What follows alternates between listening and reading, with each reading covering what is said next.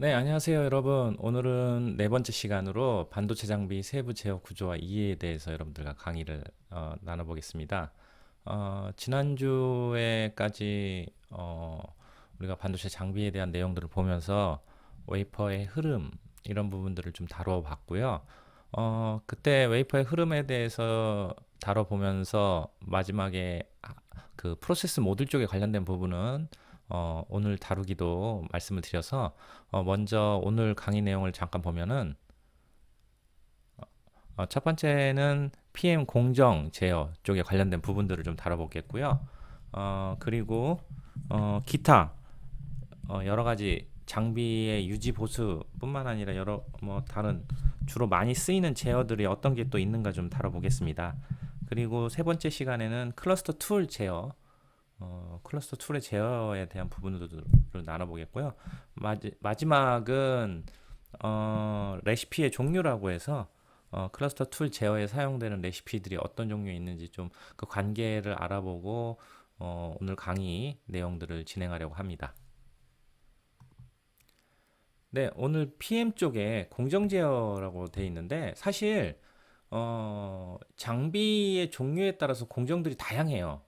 다양한데 오늘 좀 다뤄볼 내용들은 모든 장비들의 형태, 그거 첫 시간에 뭐 첫째 주, 두째 주에 뭐 반도체 8대 공정에 대해서도 배웠고 뭐 여러 가지 다른 과에서 또한 다른 과목에서도 8대 공정에 대해서도 많이 배우게 되지만 8대 공정에 따라서 공정들이 좀 다양한 부분이 있는데 제어 관점에서 보면 몇 가지 팩터들로 좀 이렇게 압축이 되고 공통적인 부분들이 좀 많이 생깁니다. 그래서 오늘은 모든 공정에 대해서 완벽하게 이 공정 제어를 다 설명할 수는 없고 그 공통적인 부분들 그리고 또 공정에 대해서 좀 중요하게 바라봐야 될 부분들에 대한 내용들을 좀 종합적으로 해서 좀 나눠보려고 합니다. 지난주에는 보면 웨이퍼가 여기 화면에 보면 카세트에서 FM을 거쳐서 로드락, BM을 거쳐서 TM 로봇이 웨이퍼 집어서 어느 뭐 공정 챔버에 들어가서 여기서 공정이 이제 이루어지는 거죠. 공정이 이루어지고 그 다음에 다시 웨이퍼를 회수하는 거죠. 이렇게 TM 로봇이 웨이퍼를 집어서 뭐 로드락 버퍼에다 다시 놓고 ATM 로봇이 집어서 카세트에 다시 돌려놓는 이 부분에서는 ATM과 백큐음이 변환되는 부분이 되겠고요. 이 부분은 ATM 쪽에서만이 ATM 상태, 그러니까 압력의 상태가 ATM인 상태에서 이루어지겠고요. 이 부분은 주로 진공 상태에서 백큐음 상태라고 하죠. 백큐음 상태에서 주로 이루어지는 부분이 되겠습니다. 그래서 웨이퍼가 이 PM에 들어오고 나서 어떤 일들이 이루어지는지에 대해서 또 어떤 과정들이 필요한지에 대해서 좀 나눠보도록 하겠습니다. 먼저 PPT를 좀 보죠.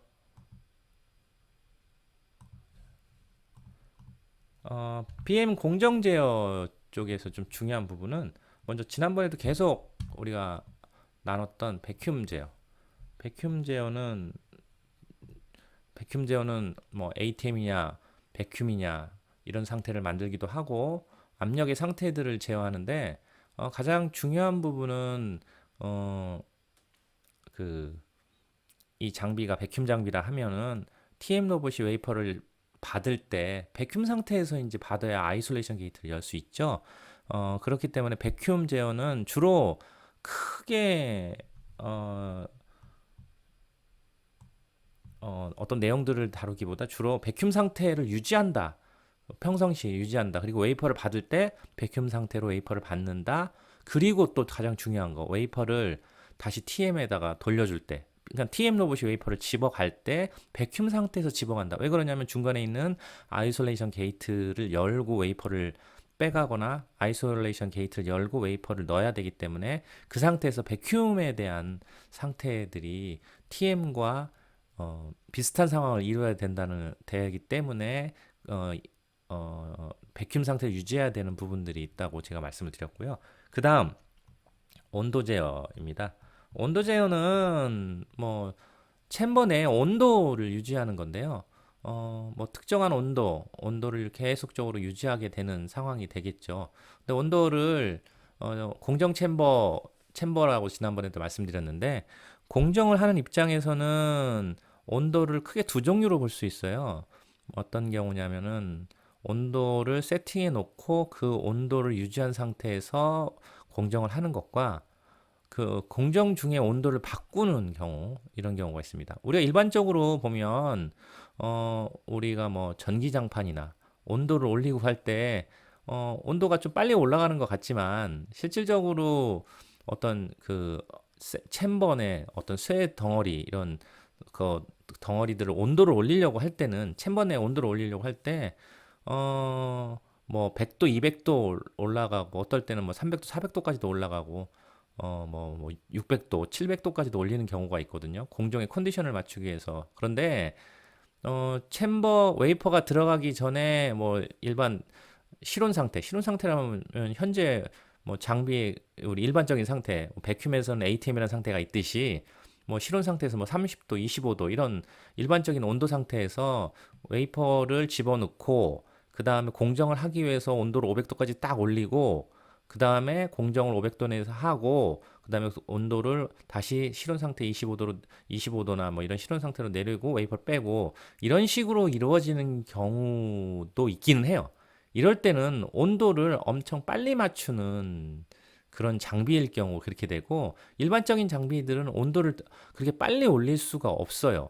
우리가 히터라고 해서 어떤 쇳덩어리에다가 그 전기적인 파워를 가해서 막 열이 막 올라가는데, 이 그 그런 일반적인 온도로 올라가는 타입은 뭐 500도 올리는데도 1시간 뭐 2시간 걸리기도 해요. 이런 식으로 공정을 하면 말이 안 되겠죠. 일반적으로 그런 장비를 사용할 때는 챔버 온도를 항상 유지하는, 어느 특정 온도로 유지한다. 그리고 공정 중에서는 변화봤자 10도, 20도 정도, 1, 2 정도, 몇 도 정도 차이만 변하는 그런 온도 제어를 하는 장비가 있고, 방금 앞에서 말씀드렸듯이 처음에 온도가 낮은 상태에서 들어가고, 그 다음에 그 온도를 상당히 높이 올리고, 높은 온도에서 공정이 이루어지고, 공정이 끝나면 온도가 낮춰지는, 이런 식의 온도를 제어하는 장비도 있어요. 이런 장비는 아까 앞에서 얘기했듯이 어떤 쇠나 이런 쇠 덩어리에다가 뭐 전기를 엄청 가해서 열을 올리고, 우리가 전기장판 열을 올리듯이 이런 식으로 하지는 않고, 램프란 게 있어요. 순간적으로 램프를 확 켜서, 그러니까는 특별한 램프겠죠. 램프를 켜서 온도 갑자기 확 올라갔다가 램프를 끄면 온도가 떨어지는 이런 상태가 되는데, 여기서 온도가 떨어졌을 때 실온으로 떨어지진 않아요. 왜냐하면 잔열이 있고 하기 때문에 어느 정도 온도가 떨어졌을 때 웨퍼를 빼내고 이런 일들이 일어나게 되죠. 지난번에 쿨링 얘기했을 때도 보면, 웨이퍼의 온도가 높을 때 웨이퍼를 다 식히고 뺄 수는 없거든요.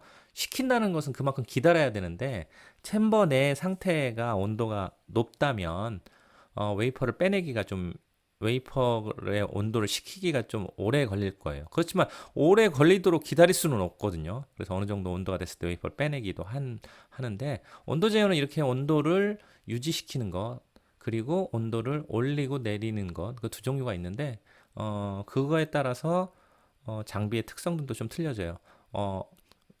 RTP란 장비가 있는데, 이런 장비들은 온도를 처음에 실온으로 웨이퍼가 들어가고 뭐 1000도까지도 올리기도 해요. 뭐 몇 초 내로, 한 2, 30초 내로 1000도까지도 올리기도 하고, 또 그런 장비들은 램프라는 것을 써서 이제 온도를 올리죠.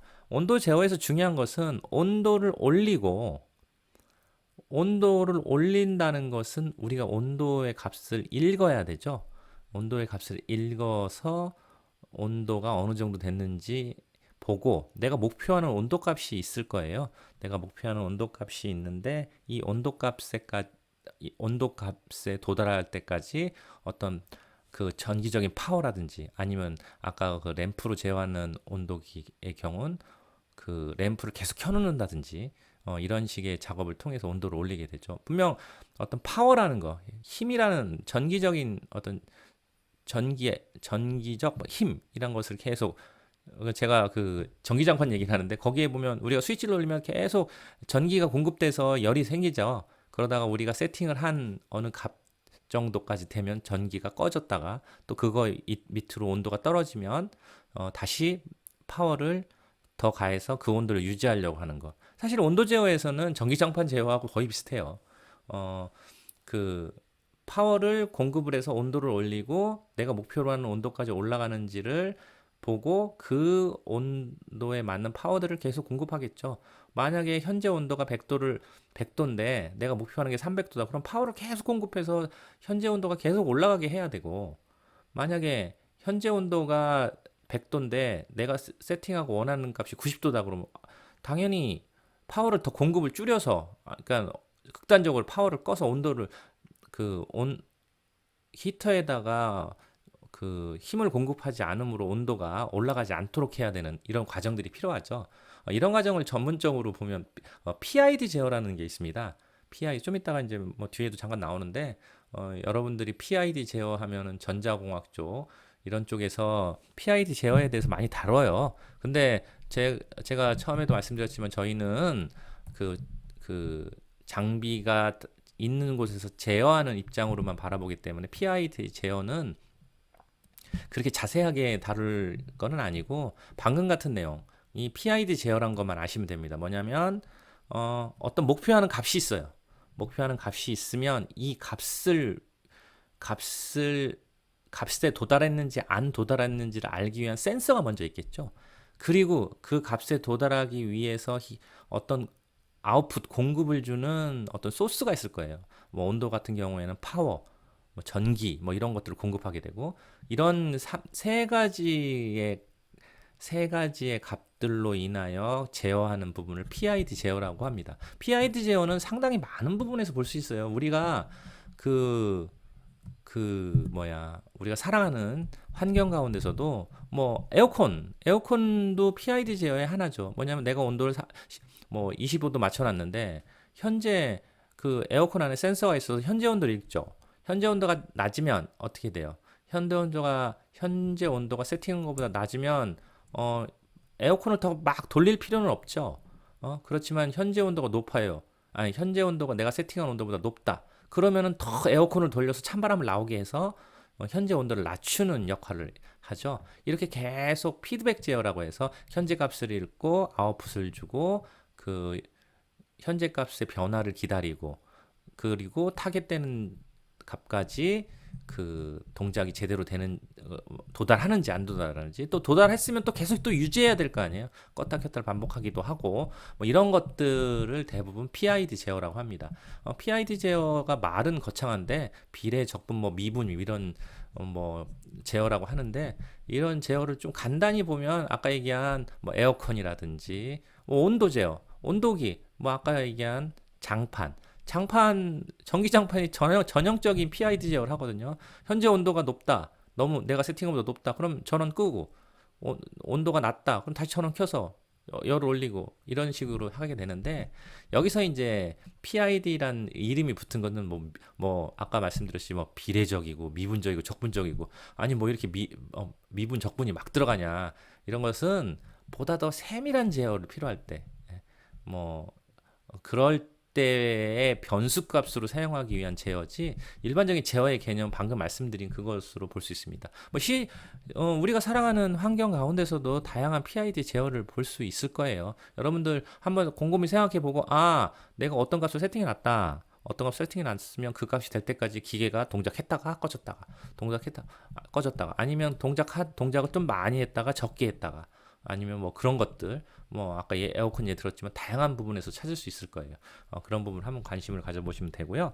그 다음에 가스 제어란 부분이 있습니다. 가스 제어는 뭐 MFC라는 게 있어요. Mass Flow Control이라고 해서 우리 프로그램 하는 사람들은 마이크로소프트 파운데이션 클래스가 아니냐 뭐 이런 얘기 하지만 좀 다른 내용입니다.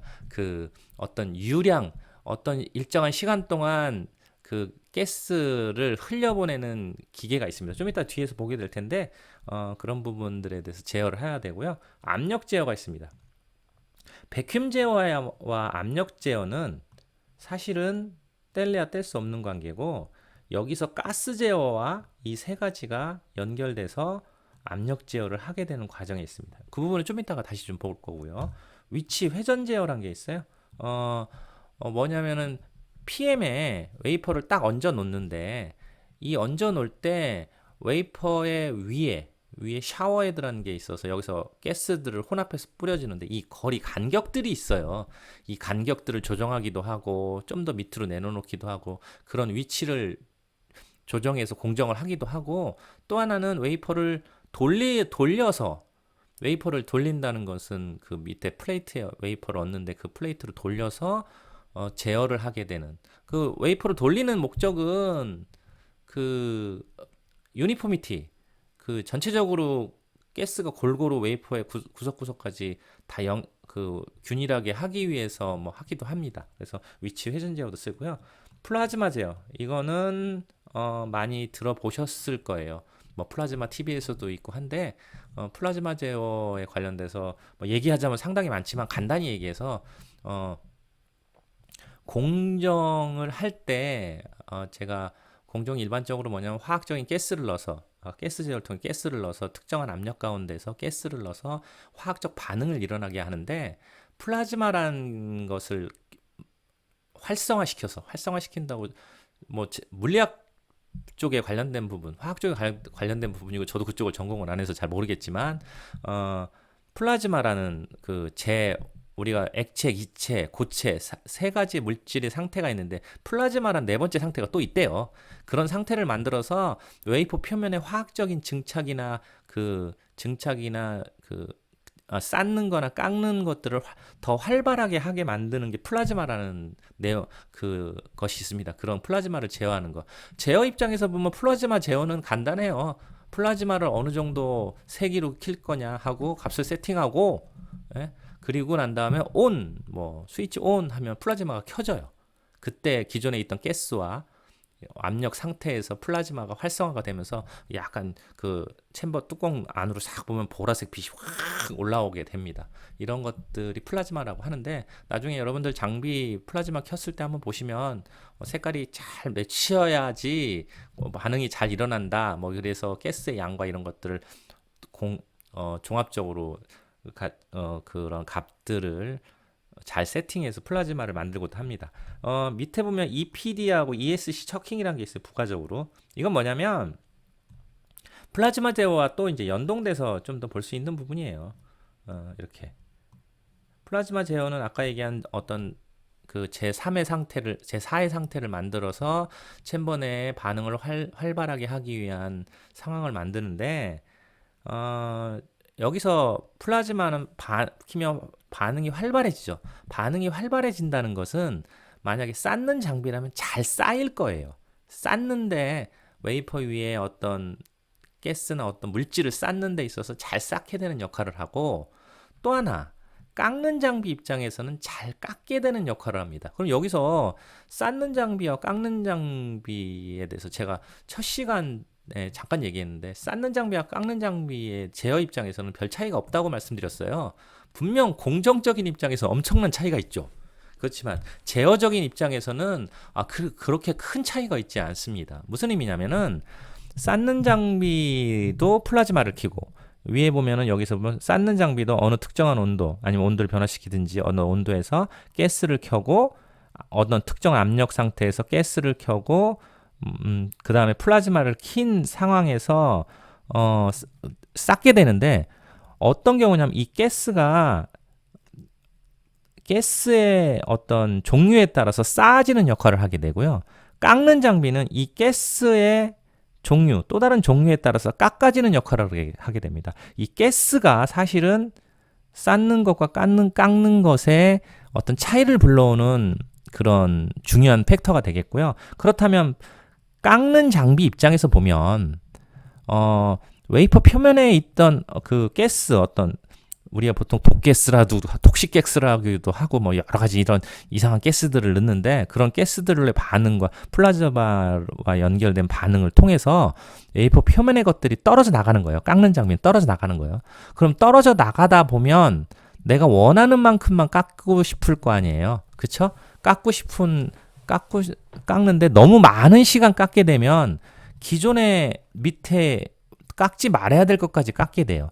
그래서 뭐를 하냐면은 깎여 나가는 양들을 어떤 그 센싱을 해서 내가 적당히 잘 깎였는지를 확인하는 것이 EPD라는 것이 있습니다. 이거 영어로 end point detector라고 하거든요. end 끝점 end point 디텍션 제어라고 하는데 플라즈마 켜놓고 깎여 나가는 양들을 계속 읽어서 잘 깎이고 있구나. 양이 많을 때는 막 깎이고 있겠죠. 그런데 어느 순간에 양이 줄어들어요. 그럼 다 깎여 가는구나. 그럼 그만 깎아야겠다 하는 것이 EPD에 대한 내용이고요. ESC 처킹은 여기서 처킹이라는 얘기가 있어요. 처킹은 딱 잡는 거 이런 걸 얘기합니다. 웨이퍼를 PM에다 딱 얹어놓고 그 다음에 TM 로봇이 웨이퍼를 얹어놓은 다음에 아이솔레이션 게이트를 닫고 아까 같은 많은 팩터들 온도, 가스, 압력 이런 거 플라즈마를 통해서 압력 공정을 시작하겠죠. 근데 여기서 문제는 뭐냐면은 그 공정을 하다 보면은 많은 가스들이 챔버 내에 존재하고 그 다음에 압력 변화를 일정하게 하기 위해서 펌핑, 벤팅 이런 작업들이 안에서 이루어지고 하다 보면 많은 챔버 내 변화들이 일어납니다. 그러다 보면 웨이퍼가 흔들릴 수도 있고 틀어질 수도 있어요. 분명 백큐ම් 때는 아무것도 없었지만 공정 때는 이런 다양한 거를 넣잖아요. 가스도 넣고 주로 가스를 넣겠죠. 그리고 어떤 활발한 반응들이 일어나요. 플라즈마란 반응들이 일어나는데 그럴 때 웨이퍼가 막 흔들리기도 하고 잘못하면 깨지기도 합니다. 근데 흔들리면 나중에 웨이퍼를 집어올 때도 문제가 되고 어떤 경우도 있냐면 웨이퍼 공중에 부붕 떠요. 이런 경우도 있기 때문에 웨이퍼가 이런 일들을 막기 위해서 그 전기적으로 웨이퍼를 그 프로세스 모듈의 챔버 바닥에 딱 붙게 하는 장비가 ESC 처킹이라는 장비가 있습니다. 웨이퍼를 딱 붙잡아 주는 거죠. 공정하기 전에 웨이퍼를 딱 붙잡아 놓고 그 다음에 온도, 가스, 압력에 대한 부분들을 제어하고 그 전에 이제 위치 회전도 하게 되고 이런 것들을 하게 되겠고요. 플라즈마를 켜서 공정을 하게 됩니다. 여기서 가장 중요한 공정 팩터는 뭘까 하면 온도, 가스 그리고 압력, 그 다음 플라즈마의 양 이렇게 중요한 팩터들이 되겠고요. 또 하나 가장 중요한 팩터가 있습니다. 여기엔 빠져 있지만 가장 중요한 것은 뭐냐면 타임입니다. 타임, 시간. 얼마의 시간 동안 이 일을 할 것인가, 얼마의 시간 동안 이 가스 상태, 가스 압력, 플라즈마 켜진 상태로 노출시킬 것인가. 아까 얘기했을 때 EPD는 엔드포인트 디텍터로 알아낼 수 있지만 그 외의 거 쌓이는 거나 이런 것들은 경험적으로 얼마 정도 해야겠다 이런 경험적인 값을 세팅해 놓고 그 값 정도만 시간을 지난 다음에 다음으로 넘어가는 식으로 해서 공정을 하게 됩니다. 그래서 이 타임이란 부분이 상당히 중요한 부분이 돼요. 조금 이따가 다시 이제 프로세스 제어에 대한 부분을 바라볼 때 좀 다룰 때 그런 내용들 다시 얘기하겠지만 일단 간단하게 PM 공정 제어에는 온도, 가스, 압력, 위치 회전, 플라즈마 이렇게가 중요한 팩터가 되겠고요. 플라즈마 제어에 연관돼서 EPD나 ESC 처킹이 있다고 보시면 되고요. 이건 부가적인 내용이라고 보시면 되고 이 앞에 것들이 중요하다고 보실 수 있겠고요. 타임이란 변수가 또한 중요한 역할을 한다고 한번 꼭 기억해 주셨으면 좋겠습니다. 아까 말한 그 여러 가지 제어 중에서 가스 제어, 그리고 다음 페이지에 압력 제어, 잠깐만요. 그 다음에 위치 회전 제어에 대해서 좀 간단하게 표를 만들어 봤어요. 이걸 보면서 좀 간단한 설명을 좀 드리려고 하고 있어요. 먼저 가스 제어를 좀 보면 잠깐만요. 가스 제어를 보면 MFC라고 해서 요런 것을 달아요. 그래서 가스, 여기에 보면 가스 MFC가 이렇게 달아서 이게 챔버 내 모양입니다. 챔버 내 모양, 챔버 내에서 가스들이 뭐 어떤 것은 뭐 4개만 쓰지만 지금 그림은 4개지만 어떤 건 뭐 20개, 30개도 쓰기도 하고 가스를 많이 쓰기도 합니다. 그래서 한 곳에 모여서 이쪽에서 가스들이 막 챔버로 이제 뿌려지겠죠. 이거 이렇게 뿌려지는 하나의 모아진 곳을 샤워헤드라고 그러고 웨이퍼가 이 스테이지 위에 이렇게 딱 있습니다. 그래서 아까 이 스테이지 위에 웨이퍼를 꼭 잡는 것을 척킹이라고 했고요. 이 웨이퍼가 위아래로 움직여서 공정할 때 위치 제어를 하기도 하고요. 아니면 빙글빙글빙글 돌면서 이렇게 빙글빙글 돌면서 위치 제어를 하기도 하는데 일단 이 부분에서 MFC에 관련된 부분은 여기 MFC 실물 실물 모양인데 이쪽으로 웨이퍼가 들어가서 가스가 이쪽으로 들어가서 이쪽으로 나온다. 뭐 이런 식의 공정이고요. 여기에 이제 전기적인 신호를 달아서 우리 컨트롤 하는 거죠. 이렇게 요런 데서 요런 인터페이스가 있어서 이걸 가지고 컨트롤해서 우리가 얼마의 양을 세팅을 딱 하면 이쪽에서 어느 일정한 시간 동안 가스들이 이렇게 들어가게 되는 거죠. 뭐 그 MFC에 대한 컨트롤을 좀 더 얘기하면 좀 더 길기 때문에 간단하게 이렇게만 보겠고요. 여기에 그림이 2개가 있습니다. 첫 번째 그림, 두 번째 그림이 있는데요. 두 번째 차이는 여기에 보면 N2 가스가 들어가 있는 것이 있고요. 그 다음에 밸브들이 있습니다. MFC를 이렇게 설치를 하면 가스가 이렇게 챔버를 따라서 들어가게 되죠. 그래서 메인 밸브가 여기 하나 있죠. 메인 밸브가 열려서 챔버에서 쫙 뿌려주게 될 텐데 그 MFC에 우리가 집에서 LPG 통 막 이렇게 뭐 엄청나게 달려 있죠. 이렇게 달려 있듯이 이쪽에서 가스가 들어와요.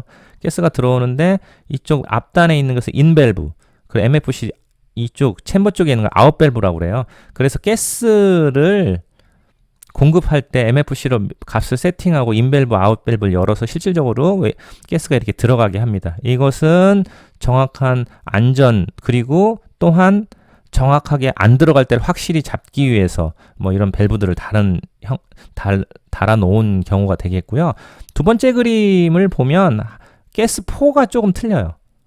이건 뭐냐면은 이런 가스 1, 2, 3, 4 위에 있는 그림은 그 인밸브, 아웃밸브만 달고 가스 1을 흘릴 때 인밸브, 아웃밸브를 열어주고 가스를 흘리겠죠. 어쩔 때는 어느 장비에 따라서는 인밸브만 쓰기도 하고 아웃밸브는 안 쓰기도 해요. 안 쓰기도 하는데 일단 가스가 밸브를 열고 정확한 유량이 세팅되도록 흘러가게 하기 위해서 이런 보통 라인을 구성해요. 그런데 밑에 그림에 보면은 이렇게 하나가 더 있는데 약간 틀린 모습이 N2란 것이 하나 더 있어요. 밸브가 이쪽이 in, 이쪽이 out 하고 이쪽이 퍼지 밸브란 게 있어요. 이런 가스는 뭐냐면 봐보세요. 만약에 가스 1의 경우 MFC가 흘러가다가 밸브를 닫으면 요 사이에도 가스가 아주 잔량이 남을 수가 있어요. 근데 만약에 이제 MFC를 교체한다 그러면 어떤 일이 일어나냐면 그 가스 캐비넷이라는 곳이 있는데 가스 캐비넷에서 우리가 메인터넌스 엔지니어가 이걸 뜯어갖고 MFC 고장나면 갈겠죠. 여기도 막고 여기도 막아서 막은 다음에 이 MFC를 이 MFC를 빼고 새로운 걸로 갈아서 장착을 할 거예요. 그런데 만약에 이런 가스가 독가스라든지 톡식가스라든지 이런 거라면 요 사이에 만약에 가스가 남았을 때 작업하는 사람한테 엄청나게 위험이 돼요. 그리고 그 가스가 남아 있다가 이 밸브를 열어서 공급하게 되면 위험성도 있게 되고 문제가 있게 돼서 N2란 걸 달아서 퍼지라는 밸브를 하나 더 답니다. 뭐냐면 자 이게 만약에 톡식가스, 독가스다 그러면 공급을 할 때는 이 밸브를 열고 이 밸브도 열고 MFC를 세팅해서 가스가 이렇게 공급이 되겠죠. 그런데 가스를 공급을 안 해요. 이제 그러면 다 닫죠. 이렇게 닫을 거예요. 닫은 다음에 꼭 퍼지를 해줘야 돼요. 이 사이에 뭐가 남았을지 모르니까. MFC는 아날로그적으로 0에서 뭐 1000짜리다. 1000짜리라는 건 뭐냐면 얘가 최대로 흐를 수 있는 양을 선택하는 거예요. 그래서 0이라고 해서 완벽하게 막거나 뭐 아날로그적인 값이기 때문에 완전히 클로즈 되지 않을 수도 있고 하기 때문에 이런데 남을 가능성도 약간 있어요. 그래서 어떻게 하냐면 이 밸브를 닫고 챔버 내에서 웨이퍼가 빠져나간 다음에 퍼지를 하는 경우도 있습니다. 퍼지란 것은 뭐냐? 깨끗이 청소하는 거죠. 이 밸브를 여기 잠깐만요. 이 밸브를 닫고 색깔이 틀리고 이 밸브를 닫고 이 밸브를 열고 이 밸브를 열면 독가스가 들어가는 게 N2란 순수한 가스가 들어가서 이런 식으로 해서 이 라인들을 청소하게 되죠. 이런 식으로 들어가서. 그런 다음에 이 밸브를 닫아버리면 이 상태는 항상 깨끗한 상황이 돼 있게 라인을 구성하는 겁니다. 그래서 뭐 제가 지금 짧게 얘기를 했는데 얘기하자면 내용이 너무 길지만 간단하게 일반적인 가스, 뭐 사람들이 마셔도 별 문제 없는 가스들은 뭐 이렇게 인아웃 밸브만 단다, MFC 사이에. 그리고 독가스라든지 위험한 가스들은 이렇게 퍼지 밸브를 꼭 단다. 이렇게 생각하시면 돼요. 그래서 만약에 이게 다 위험한 가스라면 이 퍼지 라인들이 다 이렇게 컨먼을 이뤄서 이렇게 해서 밸브 하나 또 달고 여기다 퍼지 밸브 달고 이렇게 계속 연결이 되겠죠. N2가 이렇게 이쪽이 아니라 이쪽이구나. 이렇게 연결이 돼서 요 밸브 여기 이렇게 연결이 되는 상황들이 일어납니다. 제가 막 그림을 그렸는데 잘 이해가 안 되실 수 있는데 중요한 건 이거 보시면 돼요. 톡식이나 이런 데는 밸브를 3개 단다. 그 일반적인 밸브는 하나 아니면 2개 단다. MFC 제어할 때 이런 식으로 하게 됩니다. 그래서 MFC를 흘려주고 이제 MFC가 흘러가죠. 챔버 내로 흘러가는 이런 상황이 됩니다. 다음 보면 어디 보죠. 다음은 압력 제어예요. 압력 제어에 대해서는 배큐um 제어할 때 많이 설명을 드렸어요. 그 라인이 구조가 비슷해요. 비슷한데 하나 더 하는 것은 요 부분이에요. 자, 우리가 배큐um 관련돼서 얘기했을 때 어떻게 했어요? 펌프로 계속 뽑으면 압력이 떨어지고 뭐 10-3승, 4승 뭐 이렇게가 떨어진다고 했고요. 뭐 터보 펌프까지 달면은 뭐 10-3, 4, 5, 6까지 떨어진다고 했는데 실질적으로 공정할 땐 압력이 올라갈 수밖에 없어요. 왜 올라갈 수밖에 없냐면 가스를 공급하니까 그 가스 양에 따라서 압력이 올라갈 수밖에 없습니다. 그때 배큐um 제어할 때 제가 말씀드렸지만 펌핑을 할 때, 빼낸다는 의미의 펌핑을 할 때는 가스를 막고 여기 클로즈를 하고 여기 이 밸브를 열어서 쭉 펌핑을 계속해서 이 챔버 안에 분자들을 없애는 거죠. 그런데 이거는 이제 일반적으로 펌핑 벤팅 할 때 N2 가스인데 아까 얘기한 가스들 뭐 공정에 대한 가스들을 넣으면 당연히 분자들이 많아지니까 압력이 올라가요. 그렇다면 얘를 밸브를 완전히 열어버리면 어떻게 돼요? 얘 힘이 닿는 데까지, 이 펌프의 힘이 닿는 데까지 분자들을 계속 빼낼 거예요. 빼내다 보면 얘도 한계가 있어요. 그래서 가스를 엄청 많이 막 공급을 하더라도 얘 힘에 의해서 계속 분자들을 빼내다 보면 어느 일정량이 존재하는 그 상황들이 보통 만들어지게 돼요. 서로 이쪽 공급되는 가스의 양과 펌프의 힘의 균형을 이루어서 이 밸브를 열었을 때 이 패스트 밸브를 열었을 때 균형이 이루어지게 되겠죠. 그런데 이 균형을 깨는 것이 이 버터플라이 밸브란 걸 달아요. 뭐냐면 이 펌프의 능력이 센데 펌프의 능력은 이 관의 사이즈로 나타나요. 관의 사이즈만큼 펌프가 능력을 압력을 빼는 거죠. 우리가 소프트 펌프 밸브 달듯이 여긴 관이 얇다고 그랬죠. 미리 조금씩 빼다가 나중에 큰 걸로 빼는데 요거와 유사한 구조입니다.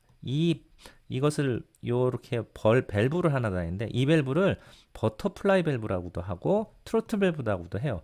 여기 그림에 보면 요게 이렇게 왔다 갔다 이렇게 뺑뺑 돌면서 완전히 열면 어떻게 돼? 옆에서 보면은 게이트를 옆에서 보면은 밸브가 이렇게 중심을 기준으로 이렇게 되면 완전히 닫히는 거고 열리는 건 어떻게 돼요? 중심을 보고 밸브가 이렇게 되는 거. 그럼 완전히 열리는 거죠. 이게 이렇게 해서 이제 이렇게 돌아가면서 그리고 옆에서 봤을 때 한 45도 정도로 이렇게 되면 한 반 정도 열린 상황이 되고 결국 이 밸브의 목적은 이 관의 사이즈를 줄였다 넓혔다 하는 방법과 비슷합니다. 그러면 이 버터플라이 밸브를 통해서 관을 완전히 열어버리면 이렇게 방향을 만들어서 완전히 열어버리면 이 밸브가 없는 거, 이 패스트 밸브를 완전히 연구하고 똑같은 상황이 되고, 이 밸브를 점점 이렇게 닫아버리면 어떻게 돼요? 이 관이 좁아지는 역할이 되는 거죠. 완전히 좁아지는 역할. 그리고 어느 정도 점점 어느 정도 요 정도만 열게 되면 어느 정도 중간 단계에 있는 역할이 돼서 버터플라이 밸브가 관에 이런 식으로 동작을 해서 사이즈를 조정하게 돼요. 그렇다면 아까 얘기한 대로 공급되는 양과 가스에 공급되는 양과 펌프에 뽑는 양은 일정하게 됐을 때, 뭐 가스 양이 변할 수도 있지만 펌프 이 밸브를 좁게 하면 밸브가 좁아지면 당연히 여기에는 많이 가스들이 남아 있을 거고, 밸브를 점점 넓게 열면 이 가스들의 양은 점점 줄어들 거예요. 이 안에 건. 이런 식으로 해서부터 시작을 해서 어떤 식으로 되냐면, 이 밸브 압력을 우리가 세팅을 했을 때, 내가 만약에 이 챔버의 압력을 10토르다 이런 식으로 생각을 하고 세팅을 한다면 어떻게 세팅하냐면, 이 10토르를 이 압력 제어 컨트롤에 세팅을 하면 어떻게 돼요? 이게 뭐냐면 바라트론 게이지라고 해서 MKS사에서 만든 게이지인데, 이 게이지로 압력을 읽어요. 압력을 읽고, 내가 목표로 한 게이지가 10토르다. 그럼 현재 압력이 만약에 8토르다. 현재 압력이 8토르예요. 그러면은 내가 목표한 압력이 10토르라면 이 현재 압력이 8토르니까는 현저하게 압력이 낮은 거죠. 그렇다 보면 이 밸브를 어떻게 해야 돼요? 밸브를 점점 막아야 돼요. 왜? 이 안에 8토르가 10토르가 되게 만들어야 되니까. 그리고 반대로 현재 압력이, 좀 지워볼게요. 지워서 다시 할게요.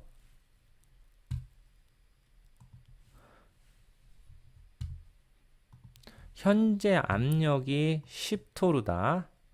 그런데 10토르인데 죄송합니다. 내가 목표로 하는 압력이 10토르인데, 목표치죠. 타겟 값이라고 해요. 현재 압력이 100토르예요. 100토르야. 그럼 어떻게 돼요? 현재 압력보다 내가 목표로 한 값이 낮으니까는 제어를 위해서는 이 밸브를 더 열어야 돼요. 오픈을 해야 된다는 거죠. 그렇죠? 오픈을 해서 더 압력을, 이 챔버 안에 있는 분자들을 뽑아내야 압력이 떨어지겠죠. 예, 그런 식으로 제어하는 게 압력 제어입니다. 그러면 여기서도 말씀드리면, 아까 PID 제어 얘기했죠. 이것도 전형적인 PID 제어예요. 나의 목표치가 있고, 그리고 현재 상황의 값이 있고, 제어하는 거. 이 밸브의 각을 제어하죠. 100%로 완전히 연다. 우리가 보통 퍼센트로 얘기하는데 0%면은 클로즈라고 하고 완전히 닫는 거죠. 그래서 100%면은 오픈이라고 완전히 열어요. 완전히 열어서 지금 같은 상황 100토르라면 현재 값이 100토르인데 원하는 값이 10토르다. 그럼 분자가 현재 챔버 안에 많은 거 아니에요. 내가 목표하는 것보다 많은 경우에는 이 밸브를 최대한 여는 쪽으로, 오픈하는 쪽으로 밸브를 옮겨가야 되죠. 옮겨가서 이게 옮겨가면 갈수록 어떻게 되겠어요? 현재 압력이 90, 80, 70, 60, 50, 40 막 떨어지겠죠. 막 압력이 떨어질 거예요. 떨어지는 어느 이 0에서 100 사이에 어느 위치에 딱 서 있게 돼요. 이런 서 있게 되는 상황들을 제어하는 게 압력 제어라고 보시면 돼요. 압력 제어는 생각보다 뭐 PID 제어도 있지만 말은 복잡하지만 이론적인 건 간단합니다. 그런데 여기서 이런 게 있죠. 내가 지금 압력이 10토르를 맞추고 싶은데 현재 압력이 100토르예요. 그럼 어떻게 해야 된다고 그랬어요? 오픈하는 쪽으로 계속 가야 된다고 그랬죠. 그런데 이게 다 열렸네. 100%가 완전히 다 열린 거예요. 현재 압력이 100토르인데 내가 목표로 하는 압력은 10토르예요. 그런데 밸브가 완전히 다 열렸는데 다 열렸어요. 그러면 더 이상 열 게 없죠. 열 수가 없어요. 그럼 어떻게 될까요? 이 상황은 더 이상 압력을 뺄 수 없는 상황이에요. 왜 이런 상황이 되냐면 이 펌프가 뽑을 수 있는 양과 밸브를 완전히 열었을 때 펌프가 뽑을 수 있는 양보다 많이 가스가 지금 공급되고 있기 때문에 더 이상 뺄 수가 없는 거예요. 무슨 말씀인지 아시겠죠? 그렇다면 압력을 줄일 방법은 이제 밸브를 완전히 100% 완전히 열었는데도 압력이 안 줄면은 가스 양을 줄이는 방법밖에 없다는 거죠. 왜? 밸브는 이제 더 이상 열 수가 없으니까 그런 거고요. 반대로 얘기했을 때 만약에 지금 목표가 다 지우고 할게요.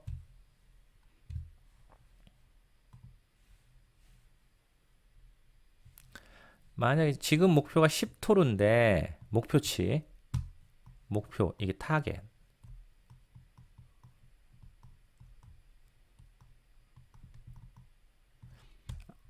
압력이 1토르예요. 현재 압력이 커런트 압력 이게 읽어내는 게이지라고 했어요. 1토르라고 합시다. 그러면은 여기가 0에서부터 100까지 100%까지 여기가 오픈이라고 했는데 이 상태에서는 어떻게 돼야 돼요? 점점 클로즈 쪽으로 가야 되죠. 압력을 높아지려면 안에 여기에 분자들이 더 생겨야 돼요. 그쵸? 그렇다 보면 이 펌프에 뽑는 양을 줄여야 되니까 클로즈 쪽으로 계속 가야 돼요. 클로즈 쪽으로 계속 가야 돼요. 그런데 0까지 완전히 다 갔어요. 완전히 0까지 다 갔는데 압력이 안 올라가네? 이럴 때는 어떤 상태일까요? 어떤 상태냐면 가스가 공급되지 않는 상태죠. 가스가 공급이 된다면 압력은 당연히 올라갈 거예요. 왜? 0%까지 갔다는 건 여기를 완전히 닫은 거니까. 여기를 완전히 닫은 거니까 0%까지 갔다면 가스는 여기에서 차질 거예요. 차져야 되는데 압력이 안 올라간다. 그러면 가스 자체가 없다는 거죠. 여기서 중요한 거. 압력 제어에서는 가스의 양도 중요하게 생각을 하셔야 돼요. 무슨 얘기냐? 만약에 가스가 공급이 안 되면 아무리 압력 제어를 하려고 해도 할 수 없다는 거죠. 그렇죠? 그리고 아까 얘기한 대로 반대로 가스가 너무 많이 들어가도 압력 제어를 하기가 어려운 거죠. 그런 상황으로 봐서 압력 제어는 이 챔버 안에 가스와 펌프의 사이에서의 힘겨루기를 통하여 이 밸브의 사이즈, 이 밸브의 크기를 조정해서 이 안에 분자량을 일정하게 하는 그런 것이 압력 제어라고 볼 수 있습니다. 그것을 이렇게 아까 타겟값 주고 현재값 읽어서 이 밸브의 양을 조정하는 이런 것들을 또 하나의 PID 제어라고도 하죠. PID 제어라고도 합니다. 네, 여기까지 압력 제어에 대해서 얘기했고요. 다음은 위치 회전 제어. 결국 위치 회전 제어인데 모터 가지고 해요. 모터 가지고 얘기하려고 하면 너무 할 얘기가 많은데 이렇게 딸랑 그림 2개만 놓고 하기가 좀 죄송하긴 한데 어차피 지금 제어라는 부분보다 뭐 GUI 쪽이랑 관련된 부분들을 얘기하기 때문에 뭐 간단하게 우리가 장비 제어를 어떤 것을 해야 될까 이런 개념적인 것만 보기 때문에 간단하게만 말씀을 드리는 거고요. 모터는 내가 이 회전을 막 하게 됨으로써 그 목표하는 회전량만큼 가게 되는데 가장 중요한 것은 이게 속도, 이쪽의 속도가 높고 처음에 가속을 하고 등속을 하고 감속을 하는 것이 가장 중요한 모터의 그 회전 제어에서의 입장이에요. 근데 이런 것들은 아까도 앞에도 얘기했지만 그 앞에 얘기했을 때 MFC 그 가스 제어, 압력 제어할 때 아까 뭐 트로틀 밸브 게이지, 뭐 바라트론 게이지 뭐 이런 거 얘기했고 했는데 그리고 모터도 뭐 가속 처음에는 속도를 막 내서 처음에 속도가 적을 때 이 모터가 돌아가는 속도라고 합시다. 처음에 가속을 착 하고 등속을 하다가 어느 정도 감속을 해서 내가 원하는 이만큼 시간이 지났을 때 내가 원하는 목표만큼만 가는 거죠. 이런 식으로 해서 하는 가속, 감속, 등속의 관계가 있는데 모터도 뭐 여러 가지 뭐 모터의 뭐 서브 모터, 리니어 모터 여러 가지 모터 종류도 있고 뭐 현재 얼마만큼 모터가 돌았나 해서 뭐 모터의 양을 뭐 엔코더를 달아서 모터가 얼마만큼 돌았나도 확인하기도 하고 탈조가 일어났을 때 어떻게 하고 여러 가지 내용도 있는데 그런 내용은 다 둘째 치고 어, 제어 입장에서는 이런 거 아까 MFC라든지 그 압력 제어라든지 했을 때 이런 것들을 다 기계로 만들어서 딱 어떤 부품 장비로 이렇게 만들어서 나와요. 그러면 제어하는 입장에서 값을 디스플레이하는 입장에서 GUI 관련된 입장에서 보면 중요한 팩터가 뭐냐만 보고 디스플레이만 해주면 되고 컨트롤하는 팩터가 뭐냐만 보고 디스플레이만 해주면 돼요. 자, 디스플레이 해주고 컨트롤 하면 돼요. 자, 아까 뒤로 잠깐 돌아가 볼게요.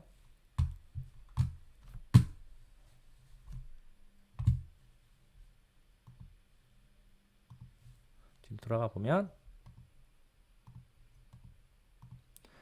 가스 제어할 때 디스플레이 되는 거는 이 MFC가 얼마나 흐르는지 그리고 이 밸브가 열렸는지 안 열렸는지 이 내용만 잘 보여주면 되고 그리고 제어 입장에서는 이 밸브를 잘 열고 MFC 양을 여기 이 컨트롤러에 잘 원하는 만큼 양 100이면 100을 잘 세팅을 해주는 게 가장 중요한 부분이고요. 그 다음에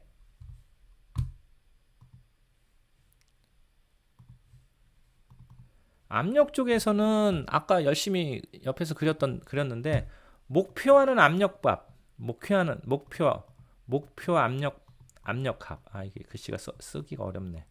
목표 압력값이 뭔지를 잘 보여줘야 되고 현재 압력값이 무엇인지를 잘 보여줘야 돼요. 바라트론 게이지의 값을 여기에 값을 챔버의 값을 잘 보여줘야 되고 이 밸브가 얼마만큼 열려 있나 아까 0에서부터 100%까지라고 보통 얘기했는데 100%가 다 열렸다. 여기에 사실 뭐 10%다. 10% 열렸으면 10% 정도 열린 모습이나 이런 부분들을 잘 보여줘야 돼요. 그렇게 그리고 제어 입장에서는 내가 하는 목표치를 몇으로 세팅했는지가 잘 나와야 되고 그러면 이 아까 잠깐 얘기했을 때 이 트로틀 밸브 게이지 목표치를 가지고 PID 제어를 한다고 그랬죠. PID 제어가 복잡하고 여러 가지 뭐 복잡하고 뭐 다룰 뭐 전자공학 쪽에서 다룬다면 상당히 내용이 많은데 이 부분은 다 요 컨트롤러라고 있어요. 이렇게 하나의 패키지 구성을 한 컨트롤러에서 다 알아서 해요. 우리 제어하는 입장에서는 값만 세팅하고 현재 얼마의 값인지만 디스플레이 해주는 것들이 가장 중요하다고 볼 수 있습니다. 여기서 모터도 똑같아요. 모터도 얘도 전형적인 PID하고 비슷한 내용인데 모터에 원하는 타겟이 있어요. 얼마만큼 회전을 할 거냐. 타겟 만약에 이거 바퀴를 1000바퀴다. 1000바퀴를 돌아간다. 1000바퀴를 돌아가고 이게 이쪽 방향이냐에 따라서 뭐 CW, CCW라고 있습니다. 어느 방향으로 돌아갈 거냐. CCW. 클락와이어 시계 방향, CCW는 반시계 방향 이런 의미인데 이런 것을 값을 세팅을 하면 얘도 컨트롤러가 또 딱 있어요. 여기다 세팅을 해주면 현재 읽어오는 값은 뭐냐면 현재 그 얼마만큼 돌고 있나 뭐 1000이라고 했으면 0에서부터 막 가겠죠. 0, 100, 200, 300, 400 해서 1000까지 쭉 가겠죠. 이런 것들 있는데 아까 가속하고 등속하고 감속한다고 그랬는데 이거에 대한 변수들이 많을 거예요. 이 PID 제어나 이런 걸 하기 위해서 이 안에 컨트롤러 안에 이런 게 다 있습니다. 이런 값들은 별로 사실 저희 제어하는 입장에서는 중요하지 않아요. 왜? 우린 타겟값만 세팅하고 거기에 갔는지만 알아내면 돼요. 그리고 안 갔을 때는 여기에 알람이나 이런 정보를 가지고 뭐 때문에 못 갔는지를 알아내는 것이 가장 중요한 위치 회전 제어의 모습이라고 볼 수 있습니다. 지금 GUI 프로그램이라서 뭐 이 모터 제어 이런 부분들에 대해서는 뭐 자세히 다루지는 않을 거고요. 나중에 여러분들이 기회 되시면 장비 제어 쪽 반도체 장비 제어 프로그램 하는 그런 과목이나 이런 부분이 개설되었을 때 좀 더 자세하게 이런 내용들을 좀 다뤄볼 거예요. 네. 그런 다음에 이제 여기에 보면은 다음이 가장 중요한 부분이 될 수가 있는데요. PM 공정 레시피란 게 있습니다. 자, 아까 좀 보시죠.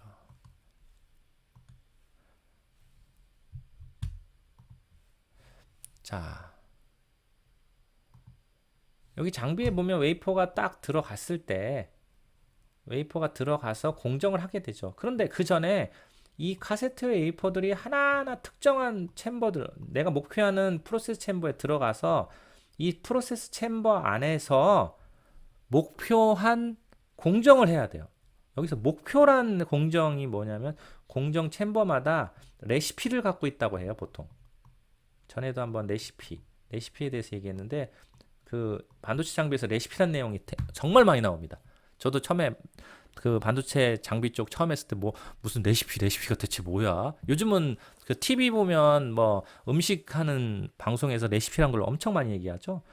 레시피 반도체 장비에서도 레시피란 부분들을 많이 얘기해요. 뭐 음식하는 거하고 똑같은 얘기입니다. 어떤 식으로 공정을 할 건지 공정에 대한 내용들을 담은 그런 내용을 담은 거예요. 담았는데 실질적으로 그 엔드 유저 그 반도체 장비를 만드는 마지막 회사 뭐 삼성이나 이런 데서는 이 레시피에 대한 내용이 상당히 중요하기 때문에 대회비로 달아주고 있고요. 뭐 그 레시피에 대한 아이템들은 중요하지 않고 아이템들은 정해져 있는데 그 아이템들을 구성하는 데이터들 좀 이따 얘기할 텐데 이 데이터들이 중요한 거죠. 그래서 웨이퍼가 어느 챔버에 가서 어떤 레시피로 공정을 할 것인가 이런 식으로 보통 얘기합니다.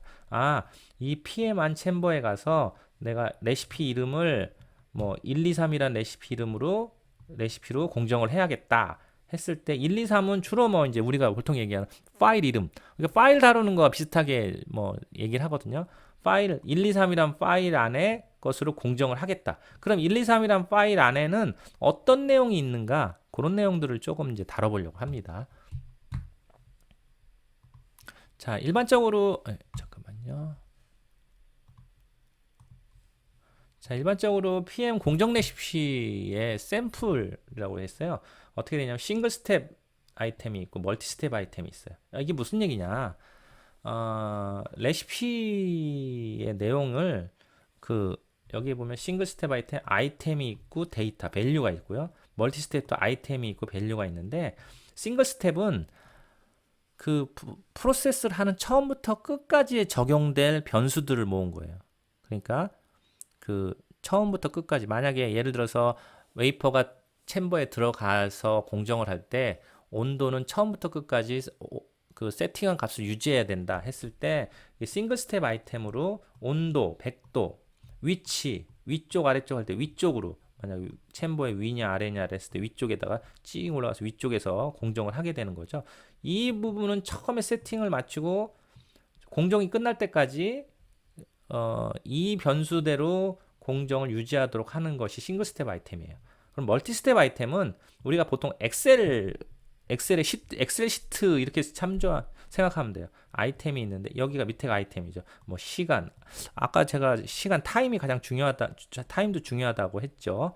시간, 그리고 가스 1, 2, 3, 4, 압력, 뭐 파워, 플라즈마를 키는 파워라고 보통 이렇게 해서 아이템을 갖고 있는데 이런 아이템들이 이런 멀티 스텝의 구조를 갖고 있어요. 첫 번째 스텝을 요만큼을 하고 두 번째 스텝은 요 데이터로, 세 번째 스텝은 요 데이터로.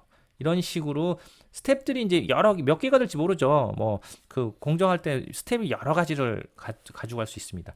그래서 싱글 스텝은 공정이 여기서부터 여기까지 이렇게 이루어진다 하면은 싱글 스텝은 여기서부터 여기까지에 관련된 오직 유일한 값이고요. 멀티 스텝은 이렇게 한 스텝, 두 스텝, 세 스텝, 네 스텝, 뭐 다섯 스텝, 여섯 스텝 하고 끝나는 이런 스텝마다 값들이 다 바뀌는 아이템들이 멀티 스텝 아이템입니다. 네, 그래서 뭐 그림은 좀 이렇게 그렸지만 그렇게 어렵지는 않을 거예요. 그런데 여기서 보면 이런 멀티 스텝 아이템들 이런 내용들을 그냥 딱 보면 공정을 뭐 어떻게 할 거냐, 싱글 스텝 아이템이니까 온도가 100도니까 처음부터 끝까지 챔버 온도는 100도를 유지하고 싶어 하는구나. 처음에 웨이퍼가 들어갔을 때 공정하기 전에 위치를 챔버에서 이게 위쪽이고 아래쪽인데 웨이퍼가 딱 들어가는 위치가 있으면 이거를 올려서 이쪽쯤에서 하려고 하는구나. 이런 식으로 의미로 보시면 되고요. 그 다음에 공정이 실질적으로 들어가는 가스, 압력 이런 시점에는 첫 번째 스텝에는 가스를 첫 번째는 0 SCM 하나도 안 흘리고 두 번째 가스만 흘리고 압력을 오픈이란 것은 아까 밸브를 완전히 여는 거, 완전히 열어서 이 챔버의 밸브를 완전히 열어서 파워를 가하지 않네? 대체 그러면 뭐지? 생각해 보니까 이거는 뭔가 준비를 하는 단계인가 보다. 실질적인 공정이 이루어지지 않고 챔버를 준비시키는 단계라서 이 가스만 흘려서 압력도 그냥 이 밸브를 풀로 열어서 30초 동안 유지하는 건가 보다. 그럼 두 번째 스텝이 첫 번째 스텝이 30초가 지난 다음에 가스를 다 다르게 틀어주네. 첫 번째 가스, 두 번째 가스, 세 번째 가스, 세 번째 가스를 막 틀어주고 이제는 압력 제어를 하네. 1토로의 압력 제어가 이루어지고 플라즈마로 50W를 켜서 이쪽에서 플라즈마를 켜서 이게 정말 중요한 쌓는 거나 깎는 역할을 하는 스텝이 요게 되겠구나. 이렇게 보통 얘기할 수 있고요. 스텝 3는 이 가스들을 다 닫았네. 요것도 닫고 요것도 닫고 요것도 닫고 요 가스를 열었네. 다시 밸브를 완전히 열었네. 이걸 압력 제어를 안 하고 와트도 그 파워도 동급하지 않네. 20초 동안 뭔가 클리닝이나 이런 거 왜 공정 끝나고 후처리를 하는가 보다. 이런 식의 의미로 이제 보통 데이터를 보면 알 수 있어요. 공정 레시피 데이터를 보고서 우리가 공정을 이런 식으로 하려나 보다 알 수 있습니다. 여기서 이제 그 공정 레시피를 크게 아이템들을 싱글 아이템, 멀티 아이템 이런 식으로 나누는데 스텝에 대한 데이터들을 이렇게 아이템별로 지금은 하나, 둘, 셋, 넷, 다섯, 여섯, 7개가 있는데 더 할 수도 있고요. 근데 보통 제어할 때 아까 보면 MFC 가스 같은 경우에 밸브도 있어요. 밸브도 있죠. 인 밸브, 아웃 밸브. 여기에 보면은 가스를 10 SCCM 흘리면 당연히 밸브를 앞뒤를 열어줘서 공급을 해야겠죠. 이렇게 묵시적으로 값만 세팅하고 나머지 부가적인 동작들은 알아서 하는 형태의 묵시적 레시피가 있고요. 그 다음에 디테일 레시피가 있어요. 뭐냐면 여기에 가스 1, 가스 2, 가스 3 이게 오타가 있네요. 가스 3입니다. 4, 그 다음 압력 이렇게 있는데 가스 1의 밸브들도 레시피 아이템에 포함이 됐어요. 인 밸브, 아웃 밸브의 상태들도 다 조정하는 거. 디테일 레시피라는 형태가 있어요. 그래서 보통 묵시적 레시피가 있고 디테일 레시피 두 종류로 나누는데 장비를 다루는 사람마다 그 스텝별로 그냥 당연히 10SCCM을 흘리면 밸브를 열어야지 그건 알아서 해라 하는 묵시적인 레시피를 사용하는 경우도 있고 내가 이 밸브를 여는 시점도 하나하나 다 레시피에서 조정하고 싶다 하는 디테일 레시피를 사용하는 경우도 있습니다. 디테일 레시피를 사용하면은 어떤 것이 되겠어요? 레시피의 스텝도 많아지고 그리고 아이템도 많아지겠죠. 그렇지만 묵시적 레시피를 사용하면 스텝을 선언할 때 스텝이 많이 줄고 데이터의 스텝이 많이 줄고 아이템도 좀 많이 줄 거예요. 이런 식의 장단점이 있는데 그것은 누가 결정하냐? 장비를 만드는 사람들이 쓰는 사람들이 결정을 해서 이렇게 만들어 주세요. 이렇게 얘기를 하는 겁니다. 우리가 답을 이렇게 만들겠다. 이렇게 써라 이런 게 아니라 그 사람들이 어떻게 오퍼레이션을 하고 하는 부분에 있어서 맞춰주는 건데 기본적인 내용은 일단 묵시적 레시피 상황으로서 이렇게 공정 레시피를 본 건데 싱글 스텝 아이템이 있고 멀티 스텝 아이템이 있다. 그리고 싱글 스텝 아이템은 공정의 처음부터 끝까지 관련된 값이고 멀티 스텝은 그 스텝마다 값이 계속 바뀌는 거죠. 엑셀 시트 생각하면 돼요. 첫 번째 스텝에서는 요걸로 하고 두 번째 스텝에서는 요걸로 하고 세 번째 스텝에서는 요걸로 하고 그렇다면 스텝을 넘어가는 거 잠깐만요.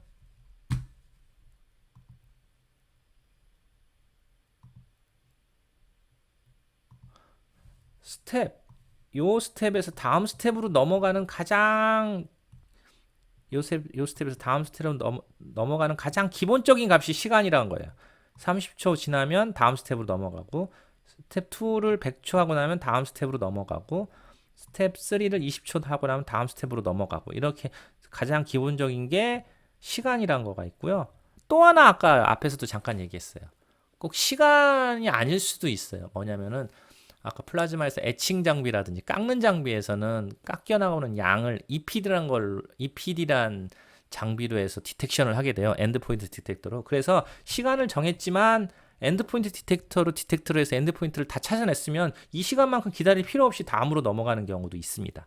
그래서 일반적인 거는 시간이 차지면 시간이 채워지면 다음 스텝으로 넘어가는 거고, EPD가 달려있는 경우는 EPD의 센싱이 됐을 때 그냥 넘어가거나, 아니면 꼭 이 시간만큼 채워졌을 때 다음으로 넘어가거나, 이렇게 옵션을 두기도 해요. 또 오버헤치란 것도 있고 한데, 이것까지 얘기하면 너무 오래 걸리기 때문에 보통 EPD 얘기하면 EPD 디텍팅하고 오버헤치란 거를 해요.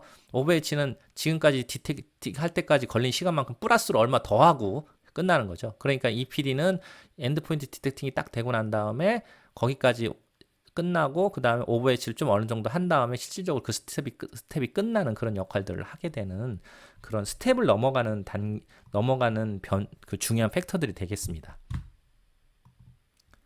자, 이 내용은 그 공정 제어 과정을 표로 놓은 거예요.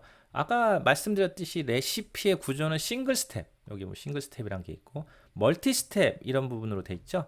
자, 그럼 웨이퍼가 처음에 여기 보면 이건 아까 지금까지 계속 했던 거예요. 아이솔레이션 게이트를 열어서 웨이퍼가 들어온 다음에, 그리고 아이솔레이션 게이트를 닫아주죠. 분명 아이솔레이션 게이트를 열면은 백큐움 상태가 맞아야 돼서 열었겠죠. 그 다음에 이만큼이 이루어지는 거예요. 프로세스 프리페어를 작업을 해요. 보통 뭐 공정을 하기 전 선작업이라고 합니다. 뭐 파티클도 없애기도 하고 컨디션도 만들기도 하고, 이건 장비마다 다 틀려요. 일반적으로 다 틀린데, 보통 프로세스 프리페어에서는 뭐를 하냐면은 레시피와 상관없는 초기 작업, 뭐 그 웨이퍼를 받고 났으니까 압력을 일단 좀 더 빼줘서 상황을 좀 더 압력이 낮은 상태로 만들어 준다거나 뭐 그렇기도 하고, 또 다른 뭐 장비가 있으면 장비를 체킹하기도 하고 뭐 이런 것이 있죠. 프로세스 러닝 작업이 진짜 작업인데, 이 러닝 작업 안에 이런 내용들이 있다는 거예요. 이 표는. 그래서 프로세스 러닝 작업에서는 이런 내용들이 있는 거고요. 그 다음에 프로세싱 포스트가 있어요. 모든 공정이 끝났어요. 레시피에서 선언한 공정이 끝났을 때 프로세싱 포스트를 해요. 주로 뭐를 하냐? 백큐움을 다시 뽑아서 웨이퍼를 나갈 수 있는 상태로 만들어 준다거나, 클리닝을 해요. 아까처럼 톡식가스나 뭔가 이런 거 있을 때 혹시나 안전한 상태로 만들어 준다거나, 아니면 그 모터를 웨이퍼 핸드오프 할 수 있는 위치로 옮겨 준다거나, 뭐 이런 작업을 해서 웨이퍼 포스트가 작업을 하고, 그 다음에 가서 드디어 게이트 오픈을 하게 되죠. 게이트 오픈을 하고 웨이퍼가 아웃이 되고 게이트를 닫아주는 작업이 이루어지게 됩니다. 프로세스 러닝 작업에서는 이것도 똑같아요. 싱글 스텝 프리페어하고 싱글 스텝 러닝을 하게 되죠. 싱글 스텝 아이템으로 진짜 제어를 시작하게 된다는 거예요. 그리고 이 시간만큼, 여기 멀티 스텝이 다 끝나는 시간만큼 싱글 스텝의 데이터가 정상적으로 운영되고 있는지 모니터링을 하겠고요. 그 다음에 멀티 스텝으로 들어가서 멀티 스텝 프리페어 작업을 하고, 멀티 스텝 작업 러닝을 하고, 그 멀티 스텝이 러닝이 되면 타임 웨이팅, 뭐 아까 EPD도 있었지만 일단 어느 일정 시간 동안 기다리면서 이 안에서는 그 멀티 스텝 데이터대로 값들이 유지되는지 모니터링을 계속 하게 되죠. 그런 다음에 이 스텝이 끝났을 때 멀티 스텝의 포스트 작업을 하고, 그 다음에 두 번째 스텝으로 넘어가죠. 스텝을 계속 반복하는 거예요. 여기서 첫 번째 스텝하고 두 번째 스텝하고 세 번째 스텝하고 몇 스텝이 맥스일지 모르겠지만 뭐 10스텝, 100스텝까지 막 한 다음에 이게 최종적으로 끝나면 싱글 스텝 포스트 작업을 하고 프로세스 포스트 작업을 해서 끝나는 거죠. 이 표는 일반적으로 프로세스 프로그램을 작성할 때 기본적으로 구조화된 내용이에요. 이 안에 각각에 들어가는 그 공정 내용들, 실제 제어하는 내용들은 조금씩 다를 수가 있지만, 이런 표 안에서 프로그래밍을 하셔야 나중에 유지보수도 편하고, 그리고 그 공정에 대한 공정 프로그램을 만들 때 이런 식의 메커니즘으로 돌아가는구나 이해하기도 쉽기 때문에 주로 이런 과정들을 많이 써요. 뭐 프로세스라고 해서 어렵게 공정하니까는 상당히 제어가 복잡하고 어렵고 이렇게 생각할 수도 있지만, 제어하는 입장에서는 이런 체계를 갖추고 좀 제어를 하고 있다 이렇게 생각을 하시면 됩니다.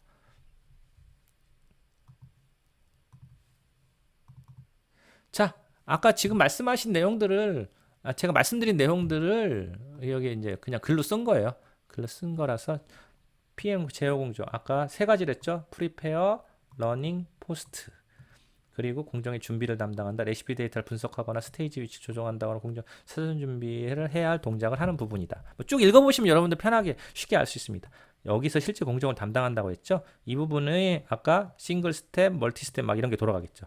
프로세스 포스트, 공정이 끝난 후 PM의 상태를 웨이퍼를 TM이 가져갈 수 있는 상태로 만들어 준다. 충분한 펌핑을 한다든지 웨이퍼의 핀 위치를 조정한다든지 등 동작을 등의 동작을 하는 부분이다. 이 내용은 뭐 방금 앞에서 말씀을 드렸고요. 이 내용에 대해서 이제 뒤에서 이제 좀 글로스 쓴 거예요.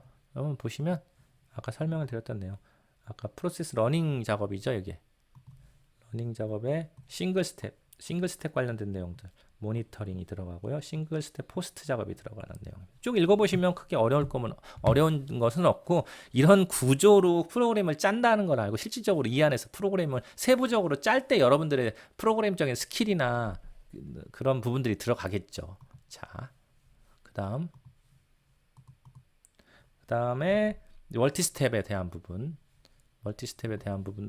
멀티스텝 프리페어, 멀티스텝 러닝, 타임 웨이팅, 멀티스텝 포스트 이런 식이 되겠고요. 추가적으로 타임 웨이팅 부분에서는 시간이 어느 정도 계속 정해진 시간만큼 지날 거 아니에요. 여기에 이 5가지 기능들을 제공하기도 하고 안 하기도 하지만 보통 이렇게 5가지에 대한 내용들을 제공해요. 그 스텝 시간을 일시 정지한다. 포즈는 리즘은 스텝을 다시 진행한다. 스톱은 현재 스텝을 종료하고 다음 스텝으로 넘어간다. 시간이 남았어도 그냥 넘어가는 거예요. 엔드는 모든 스텝을 종료하는 거예요. 만약 1번 스텝에서 엔드를 눌렀으면 뭐 총 스텝이 100인데 100까지 뭐 그냥 다 100까지 했다 치고 넘어가는 거고. 어버트는 공정을 종료한다. 어버트 그러니까 에머전시하게 어버트 상황을 만들 때 어버트를 한다. 이런 내용이죠. 자, 여기서까지 공정에 대한 내용들을 좀 다뤄봤는데요. 잠깐만요.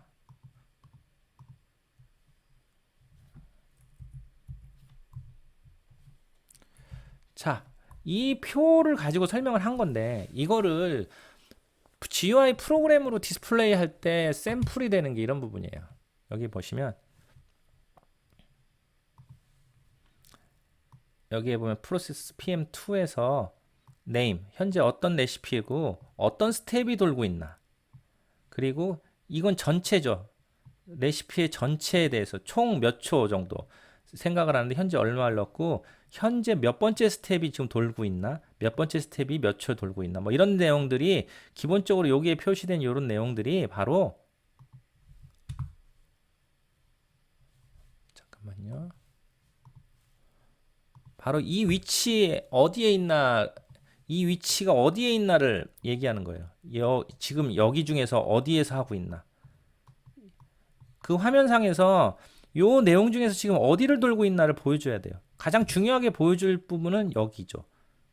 현재 몇 번째 멀티 스텝 중에서 몇 번째 스텝에 몇 번째 시간이 지나가고 있는지 이런 식을 보면서 시간을 맞춰주는 거고, 이거는 디스플레이적인 관점이고요. 제어적인 관점은 레시피 아이템에 세팅된 값대로 세팅하고 또 그만한 설정된 시간에 딱 맞게 기다리다가 시간이 되면 다음 스텝으로 넘어가고 이런 것들을 확실하게 해야겠죠.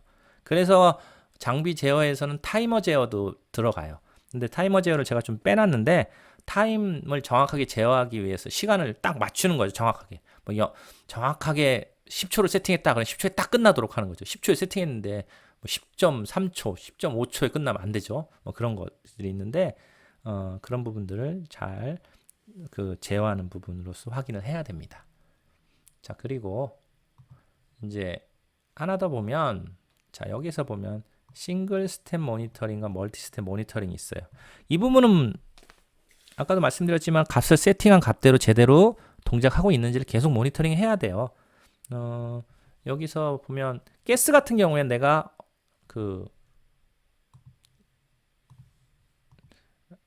아까 레시피의 내용을 보면 첫 번째 스텝에서 가스를 이건 10을 흘렸고 이거는 200, 100, 300을 흘렸는데 100초 동안 있어야 돼요. 그럼 이 100초 동안 이 가스가 제대로 흐르는지, 압력은 변화가 없는지, 압력은 잘 유지되는지. 기계들은 아까 압력 제어에서는 이 압력을 맞추려고 밸브도 열고 닫고 하고 뭐 그렇게 하고 가스들이 밸브를 제대로 열었으면 이 100초 내에서 계속 이 가스가 흘러야 돼요. 그렇지만 외부적인 여러 가지 상황으로 가스가 못 흐를 수도 있고 압력이 틀어질 수도 있어요. 이런 것들을 모니터링을 해야 되는 부분이 이 싱글 스텝 모니터링과 멀티 스텝 모니터링에서 주로 이런 그 값들이 잘 동작되고 있는지를 검사를 하고 확인을 해요. 그런데 그런 것들을 총괄적으로 뭐라고 하냐면 폴트 디텍션이라고 합니다. 잠깐만요. 뒤에 가보면 이 폴트 디텍션이라는 이름으로 우리가 제어를 해요. 여기 보면 표가 두 개 있죠. 이 부분은 자 만약에 내가 가스를 100을 흘린다. 100을 흘리고 100을 다 흘렸으면 스텝 타임이 타임이 10초면 100초면 100초라고 하죠. 100세크를 흘러가야 될 거 아니에요. 100을 세팅하고 100세크를 흘러가고 끝나서 다음 스텝으로 넘어가죠. 다음 스텝으로 넘어가는데 100을 세팅을 했다고 해서 바로 스텝 타임이 동작하는 경우도 있고 동작하지 않는 경우가 있어요. 그걸 바로 뭐라고 하냐면 그런 것이 죄송합니다. 그런 것을 얘기할 때 스테이블이라는 거를 해요. 자, 스테이블을 어떻게 볼 것이냐? 그럼 뭐냐면은 처음에 100을 세팅할 때 100을 세팅했더니 100이 세팅된 게 안정적으로 세팅이 되냐? 이게 처음에 체킹하는 게 스테이블을 체킹해요. 그 스테이블을 체킹하는 거 이쪽에 앞에 쪽이 스테이블을 체킹하는 거예요. 그런 다음에 스테이블이 체킹이 되고 나면은 일단은 안정적으로 공급을 하기 시작한 거죠. 그런 다음에는 모니터링 체킹을 해요. 계속적으로도 그렇게 진행을 되고 있는지. 그래서 만약에 여기서 예를 들면 100이란 값을 세팅을 했으면 100이란 값이 정말 제대로 스테이블하게 진행이 됐느냐를 보는 과정이 있어요. 그게 스테이블 과정인데 스테이블 과정을 보통 두 종류로 넣어요. 한 종류는 뭐냐면 우리가 아까 100이라는 스텝 타임 있었죠. 스텝 타임 앞에서 스테이블을 보는 거냐 아니면 STBL이죠. 스테이블을 보는 거냐 아니면 이 100초 안에 앞단에 어느 일정 시간을 스테이블로 보는 거냐 이렇게 두 종류로 보기도 해요. 이거는 사용자의 요구에 따라서 이런 A 타입 이걸 A 타입, B 타입 이렇게 나눠서 보기도 해요.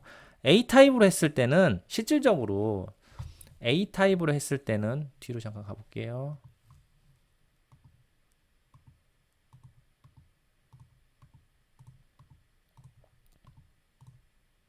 자, 여기에서 보면 빨간색으로 표시하겠습니다. 공정 시간이 30초, 100초, 20초라고 돼 있어요.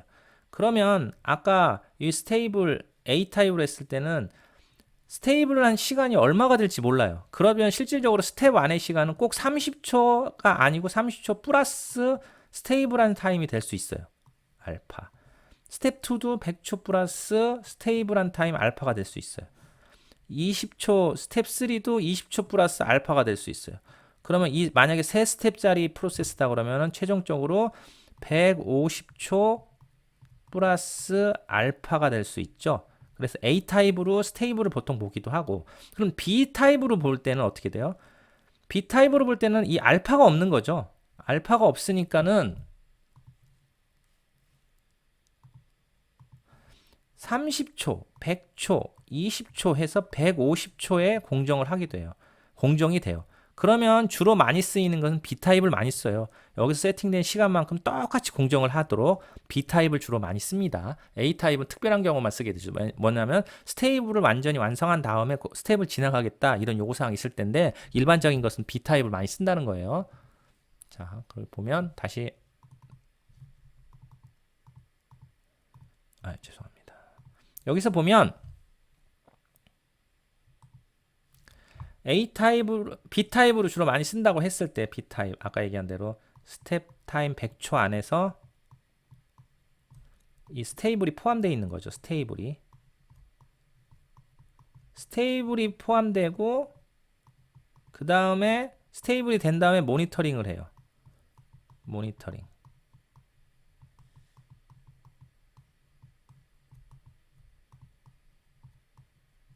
스테이블에 대한 내용은 이거, 모니터링에 대한 내용은 이 표예요. 자, 이 표는 뭐냐면은 처음에 공급을 시작할 때 값들을 세팅해요. 그러면은 현재 설정 값이 이 정도 값이 있다. 여기 각이진 것은 주로 우리가 램핑이라고 하는데 세팅하는 설정 값을 나눠서 설정하는 거예요. 여기가 만약에 100이라고 그러면 설정 값을 어느 시간 동안 20, 40, 60, 80, 100 이렇게 어느 시간 동안 나눠서 설정하는 건데 그걸 램핑이라고 하는데 램핑은 쓰기도 하고 안 쓰기도 하지만 일단 램핑은 뭐 나중에 얘기하고요. 램핑이라고 하는데 설정 값을 100까지 세팅을 다 했을 때 이 실질적으로 흐르는 값을 요 선으로 표시한 거예요. 실제 흐르는 값. 값을 읽었더니 이런 그림을 그린다 했을 때 스테이블 우리가 어떤 존을 만들어요. 설정 값에 대해서 위아래 스테이블 존이란 걸 만들고 여기만큼을 요 사이를 워닝 존이란 걸 만들고 그 밖을 에러 존이란 걸 만들어요. 자, 값이 막 이렇게 변했을 때 지금 이 값은 어떻게 돼요? 쭉 들어와서 스테이블 존 안에 있다가 어떻게 밖으로 튀어나갔죠. 워닝 존으로 나갔죠. 그러다 에러 존으로 나갔어요. 그러다 다시 또 떨어져서 워닝 존으로 들어왔다가 다시 스테이블 존으로 나왔는데 다시 또 어떻게 돼요? 워닝 존으로 나갔다가 에러 존으로 나가버렸죠.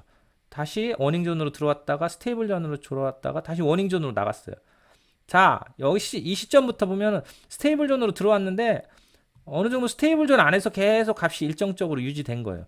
이것이 우리가 스테이블 존 타임 동안 어느 정도 스테이블 안에서 계속 유지했을 때 OK란 시그널이 떨어지고 이게 스테이블이 됐다는 요 스테이블이 되고 났을 요 시점이 스테이블 시간인 거죠. 그래서 여기 하나의 변수가 있는데 요 구간을 우리가 뭐 예를 들어 3초다 이렇게 변수로 세팅을 하는데 막 값이 이렇게 막 변하고 있을 때 3초 정도 스테이블에서 머물렀다 그러면 얘는 이 100이라고 우리가 100이라고 세팅한 값은 스테이블이 오케이 됐다 하고 스테이블을 오케이를 만들고 그 다음으로 넘어가는 게 모니터링 체킹을 해요. 이게 모니터링 체킹이죠. 뭐냐면 아까 스테이블 체킹이 끝났어요. 여기죠. 요 시간만큼 요 그래프에서 이걸 좀 빨리 본 건데 이렇게 해서 잠깐 지우고 다시 할게요. 요 앞단에서는 여기서 아마 여기쯤에서 스테이블 체크가 완료가 된 거예요. 그 다음부터는 여기서부터는 모니터링 체크에 들어가요. 공정이 끝날 때까지, 그 스텝이 끝날 때까지. 그럼 그건 뭐냐면 스테이블 체크는 내가 원하는 스테이블 존에 들어오는지를 검사하는 거고 모니터링 체크는 스테이블 존에 계속 유지하고 있나 이걸 검사하는 거예요. 스테이블 존에서 유지를 안 했으면 문제가 생기겠죠. 스테이블 체킹이 들어와서 안에 들어왔다고 확인을 했어요. 그 다음에 모니터링 체크를 들어오면 모니터링 체크에서 이렇게 값들이 변하다가 여기가 스테이블 존이죠. 스테이블 존 밖으로 나갔어요. 나가서 워닝 존에서 어느 정도 이렇게 이런 머물면 이때 워닝 존에서 주로 어느 정도 이상 머물렀으면 워닝 여기서 언스테이블 타임이라는 시간 동안 머물렀다면 워닝이 떠요. 워닝에서는 주로 뭐를 하냐면은 알람을 띄워요. 알람을 띄워서 워닝 존에 있다. 그런데 값이 이렇게 다시 스테이블로 갔으면 상관이 별로 없어요. 알람 띄우고 나중에 가서 이제 확인하면 되는데 다시 얘 값이 워닝에서 뜨다 갑자기 에러 존으로 나갔어요. 이거는 그 언스테이블 타임 동안 에러 존에서 여기서부터 에러 존에 있죠. 에러 존 안에서 그러니까 워닝 존 밖으로 나간 에러 존에서 계속 머무른다면 에러 상태가 되는 거예요. 이때는 어떻게 하냐면 알람을 띄우기도 하고 알람이 다르게 뜨겠죠. 처음에는 워닝 알람이 뜨지만 그 다음에는 에러 알람이 뜨겠죠. 알람을 띄우고 끝나기도 하고 그건 장비를 처음에 만들 때 정해놓는 건데 어쩔 때는 장비를 세우기도 해요. 이 가스가 상당히 위험하다. 왜 그러냐면 가스 자체가 저렇게 안 흐르면 공정의 의미가 없어지거든요. 그렇게 되면 이 챔버는 더 이상 못 쓰겠구나 하기 위해서 후속 조치를 하기 위한 조치도 들어가기도 하고 그런데 이런 에러에 따른 후속 조치는 장비를 운영하는 사람들이 정하죠. 그거는 나중에 클러스터 툴 관련된 내용들에서 다루게 될 건데 그런 내용들은 뭐 일단 차지하고 여기서는 처음에는 스테이블 체킹을 한다. 스테이블 체킹 여기 이 구분이죠. 이 부분에서 스테이블 체킹을 하고 스테이블 체킹이 지나면 모니터링 체킹을 한다. 스테이블 체킹은 스테이블 존 안에 들어오는지 안 오는지를 검사하는 거고 모니터링 체킹은 스테이블 존 안에 계속 머무르는지를 검사하는 것이다. 그리고 이 전체는 뭐야? 프로세스 그 레시피의 스텝 타임 동안 계속 하게 되는 거죠. 스테이블은 한 번만 하지만 모니터링 체킹은 어떻게 돼요? 그 스텝이 끝날 때까지 하게 되는 것입니다. 이렇게 간단하게 프로세스 공정에 관련돼서 중요한 팩터로 볼 수 있는 부분들을 좀 나눠봤어요. 이 부분을 보면 공정 팩터 중에서 상당히 좀 제가 생각했던 것보다 시간이 좀 많이 흘렀는데 공정에 대한 부분을 얘기하자면 아직도 상당히 많지만 기본적으로 이 정도 내용들만 알게 된다면 반도체 공정 장비의 대부분이 이런 관점으로 제어를 하는구나 이런 식으로 좀 바라볼 수 있는 여러분들의 시각이 좀 넓어질 거라고 생각이 듭니다. 그래서 일단 공정에 대한 내용들에 대한 부분들을 간단히는 아니고 지금 1시간 정도 반 정도 흘렀는데 좀 이 정도 보게 되고 여러분들이 이 내용을 잘 숙지를 하셔서 나중에 공정에 대한 내용들에 대해서 진행될 때 지금 가스가 흐르네 그리고 지금 이 멀티 스텝에서 몇 번째 스텝을 하나 보네 이런 내용들을 바로바로 그 반도체 장비 쪽에 가다 보면 바로바로 확인될 수 있을 거예요.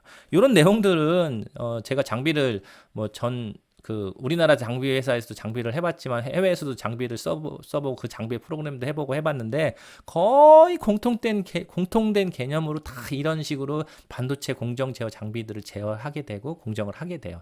여기서 약간씩 틀린 부분들은 분명 있어요.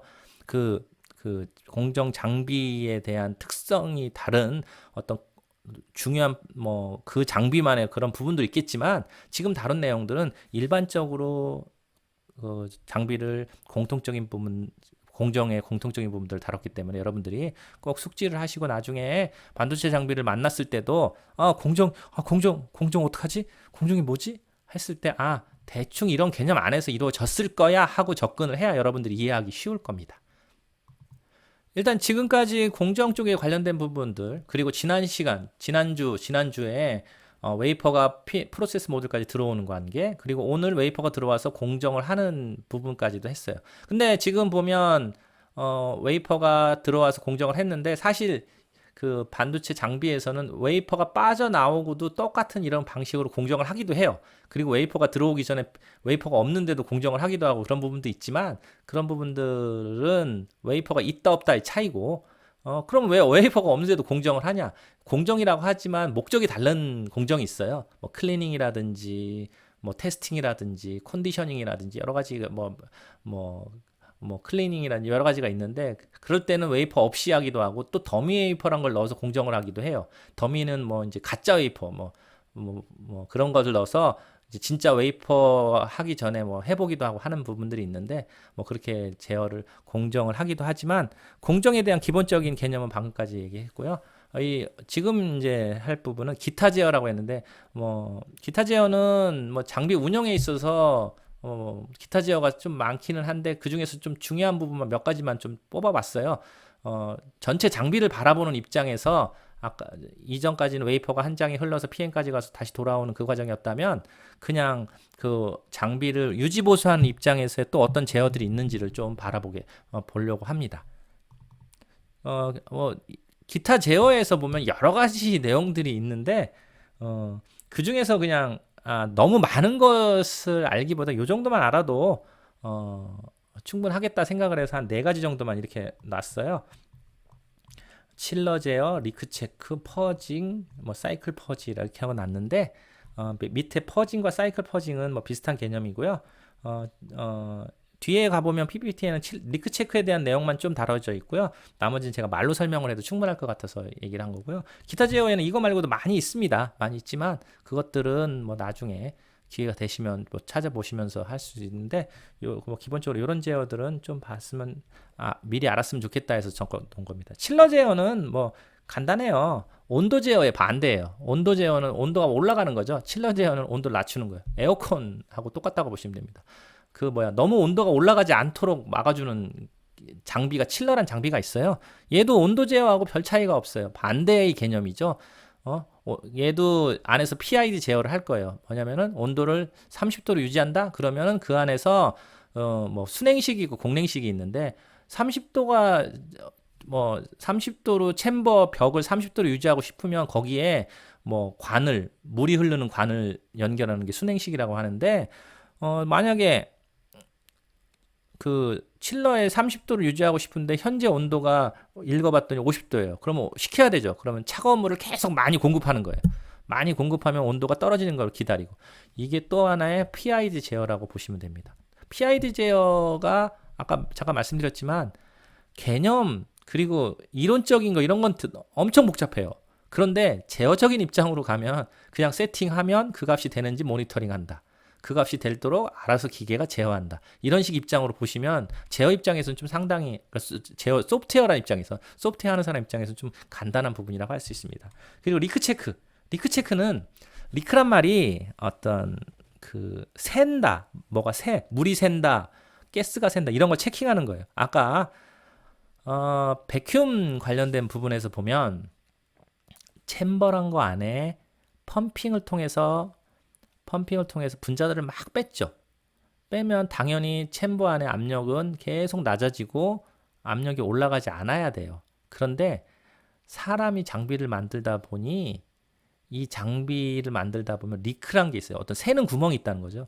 어떤 조그만 새는 부분을 통하여 분자들이 외부에서 들어와요. 우리 대기에 있는 분자, 우리 사람이 숨 쉴 수 있는 분자들이 들어오게 되면 어느 순간 그 펌프를 끄거나 밸브를 막게 되면 펌핑을 하는 밸브를 막게 되면 내가 알게 모르게 압력이 올라간다는 거죠.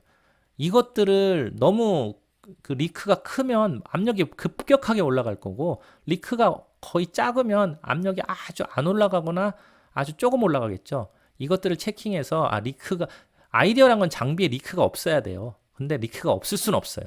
그렇지만 어느 정도 허용 범위 내에서의 리크만 있으면 되겠다 했을 때 리크 체크를 하게 됩니다. 다음 페이지에 리크 체크에 대한 내용들 좀 더 다뤄볼 거고요. 그 다음에 퍼징이라는 게 있어요. 퍼징은 이런 겁니다. 우리가 지난번에 벤팅이란 거 배웠고요. 펌핑이란 거 배웠어요.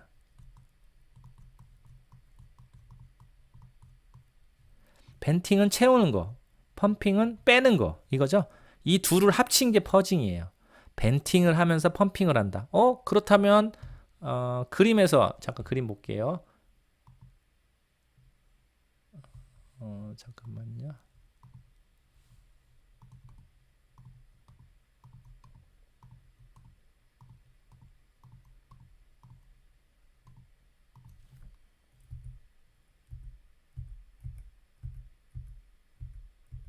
잠깐만요. 여기 있다. 이 그림에서 보시면 자, 우리가 백큐움 진공 제어할 때 많이 다뤘습니다. N2를 넣으면은 벤팅이고 이걸 막고서 N2를 넣었죠. 그리고 이걸 여기 패스트 밸브를 열고 펌핑을 하게 되면 펌핑이죠. 당연히 그때 이 밸브를 막았죠. 근데 반대로 이것도 열고 이것도 열면 N2는 공급되고 펌핑은 계속되고 그런 상황이죠. 이걸 퍼지라고 해요. 간단하죠. N2도 공급되면서 펌핑도 계속하고. 그럼 퍼징을 왜 하냐? 자, 이 안에 공정을 하다 보면 가스들이 막 다양하게 들어가요. 그러면 이 가스들이 나중에 그 웨이퍼를 빼내기 전에 펌핑을 통해서 최대한 뽑아내려고 하지만 이것들이 간혹 챔버 벽에 붙어 있기도 해요. 그래서 안 빠질 때도 있어요. 안 빠질 때 어떻게 하냐면 N2를 계속 불어넣고 펌핑을 하면서 계속 들어가면서 이 안에서 막 어떤 진동이나 이런 것들이 있어서 막 챔버가 막 이렇게 왔다 갔다 하면서 이것들이 떨어져 나가서 이 챔버를 깨끗하게 하기 위한 목적이 많이 있어요. 공정 챔버는 퍼징을 주기적으로 함으로써 이 안에 있는 파티클이 되는 요소나 어떤 부분들을 제거하려고 퍼징을 해요. 그 밑에 사이클 퍼징이라는 게 있었죠. 잠깐 볼게요.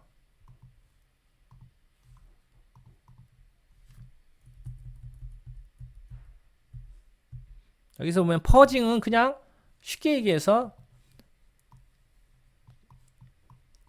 벤팅 상황과 펌핑 상황을 다 같이 공유하는 거죠. 자, N2 밸브 막 열어놓고 N2 공급되고 펌프 막 열어놓고 펌핑 계속하고, 그럼 어느 정도 일정한 힘의 균형이 일어나겠죠. 아까 압력 제어할 때 잠깐 배웠지만 힘의 균형이 일어나는 그 상황으로 계속 유지하고 있는 거죠.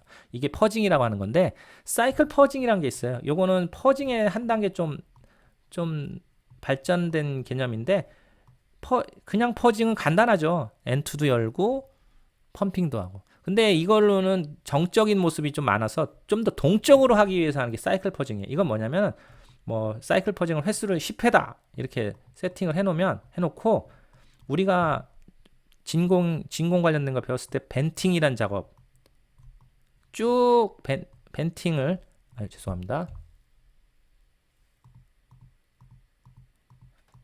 우리가 벤팅이란 작업 한번 하죠. 그럼 압력이 대기 상태로 ATM 상태로 올라가죠. 그 다음에 벤팅이 완료되면 이어서 바로 펌핑을 하는 거예요.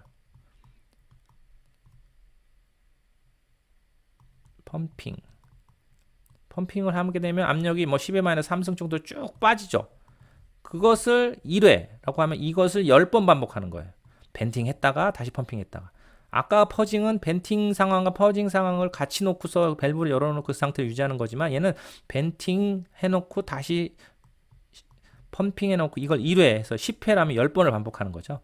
좀 더 그 동적인 부분으로서 많이 작용할 수 있어서 챔버의 유지보호 때 많이 해요. 사이클 퍼지라는 부분이 사실 가장 많이 쓰는 부분이고요. 리크 체크라는 부분도 가장 많이 쓰는 부분입니다.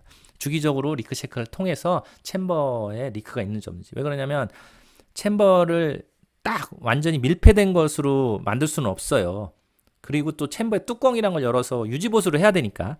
근데 이 챔버의 뚜껑에 뭐 오링이라든지 고무로 된 거를 연결해서 딱 완전히 밀착시키기는 하는데, 이게 공정 챔버가 온도도 높아졌다가 가스도 들어갔다가 압력도 바뀌었다가 막 변화가 심해요. 그러다 보니까 그 오링이라든지 이런 오링이 고무링이에요. 고무링이라든지 이런 것들이 그 온도나 이런 거에 있어서 좀 변화되고 하다 보니 리크가 생기기도 하고, 그런 상황들이 발생하다 보니까 리크 체크도 많이 하게 되고, 또 클리닝을 위해서 사이클 퍼지도 많이 하게 됩니다. 그 다음 페이지 보면은 사이클 퍼지에 대한 리크 체크에 대한 그냥 간단한 예예요.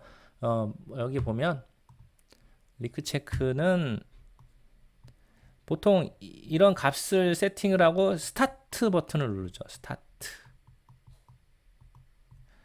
스타트를 검사 간격은 1분이라고 하는 거고, 검사 시간 간격 1분, 검사 시간 5분 동안 한다. 1분 간격으로 하는데 5분 동안 한다. 그리고 에라 범위 판단이 2다. 이런 식의 값을 세팅하고 스타트를 눌러요. 그럼 어떻게 되냐? 처음에 펌핑을 막 해요. 펌핑을 하고 그러면 압력이 아주 내려가겠죠. 뭐 10의 마이너스 3승, 1.0의 마이너스 3승 값 이런 정도까지 내려갈 거예요. 그때까지 내려간 다음에 어느 일정 시간 동안 펌핑을 하다가 그때 가서 밸브를 딱 닫습니다. 패스트 밸브를. 그러면은 챔버는 완전히 고립되고 펌핑도 하지 않는 고립된 밸브가 밸브를 닫음으로 챔버가 고립되게 돼 있죠. 그때부터 시작이 되는 거예요. 그때 압력 값을 읽어서 여기다 세팅을 해줘요. 초기 압력값 10의 마이너스 3승이에요. 그리고 1분이 지났을 때 그때 압력을 여기다가 디스플레이 해주고, 2분이 지났을 때, 왜 그러냐면 이 간격이 1분이라고 했으니까, 그리고 총 5분까지 값을 디스플레이 해주는 겁니다. 그렇다면 만약에 이건 얘인데 10의 마이너스 3승에서 리크가 있다면 2 곱하기 10의 마이너스 3승이 되겠고요. 5 곱하기 10의 마이너스 3승, 1 곱하기 10의 마이너스 2승, 3 곱하기 10의 마이너스 2승, 8 곱하기 10의 마이너스 2승으로 압력이 점점 올라갈 거예요. 올라가는데 여기서 중요한 건 초기와의 차이가 있어요. 자, 이 차이가 중요해요. 아니, 중요하다기보다 여러분들이 조금 아셔야 돼요. 만약에 지금은 압력이 낮은 상태에서 패스트 밸브를 막아놓고 1분마다 압력을 체킹했는데 리크 체크가 꼭 이렇게 압력을 완전히 뽑고 하지 안 할 때도 있어요. 어느 정도 중간 압력이 10의 마이너스 뭐 1승 아니면 뭐 100토루 뭐 이런 식에서 할 때 보면 예를 들어 봅시다. 그 압력이 10의 마이너스 3승일 때 그 다음에 압력이 올라가면 10의 마이너스 3 2 곱하기 10의 마이너스 3승 이렇게 되는데 A10 근처에서 한다고 쳐봅시다. 그러면 만약에 600, 600토루, 610, 620, 뭐 이렇게 되겠죠. 630, 뭐 650, 700이라고 했으면 초기와의 차이를 봤을 때 그냥 뺄셈으로 한다면 얘하고 얘는 차이가 10이 나와요. 얘하고 얘는 차이가 10이 나오고 처음하고 차이죠. 20이 나오고 630하고 600하고 차이는 30이 나와요. 650하고 600은 50이 나오고 700하고 600은 100이 나오고 단지 빼기로 했으면 이런 값이 나오죠.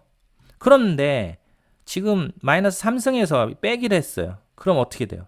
이거하고 빼면 이거는 0.000, 0.0001인가? 하여튼 소수점 아주 작은 단위. 이걸 뺐으면은 요거의 차이는 0.0001 정도. 이렇게 낮은 소수점 낮은 자리의 차이밖에 안 나요.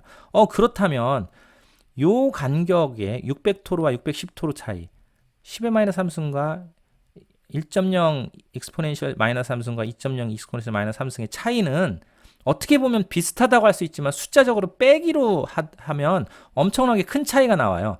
600에 610은 10이라는 차이가 나오고 1.02 엑스포넨셜 마이너스 3과 2.0 엑스포넨셜 마이너스 3은 뭐 0.000 몇 아주 이런 차이가 나오는데 이 두 값을 비교했을 땐 엄청나게 큰 차이가 나와요. 이게 무슨 이유냐면 압력 그래프를 보면 나중에 진공의 기초 여러분들이 진공에서 수업 시간에 듣게 될 거예요. 다른 과목에서 압력은 이게 760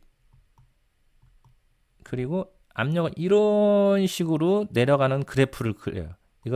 이런 것을 그래프를 그리게 되는데 이것이 로그 스케일이라는 로그 값 우리 중고등학교 때 로그란 거 배웠죠. 로그 스케일로 이런 식으로 그리겠어요. 그래서 여기서 초기와의 차이를 어떻게 했냐면 이 값의 로그 값을 취해요.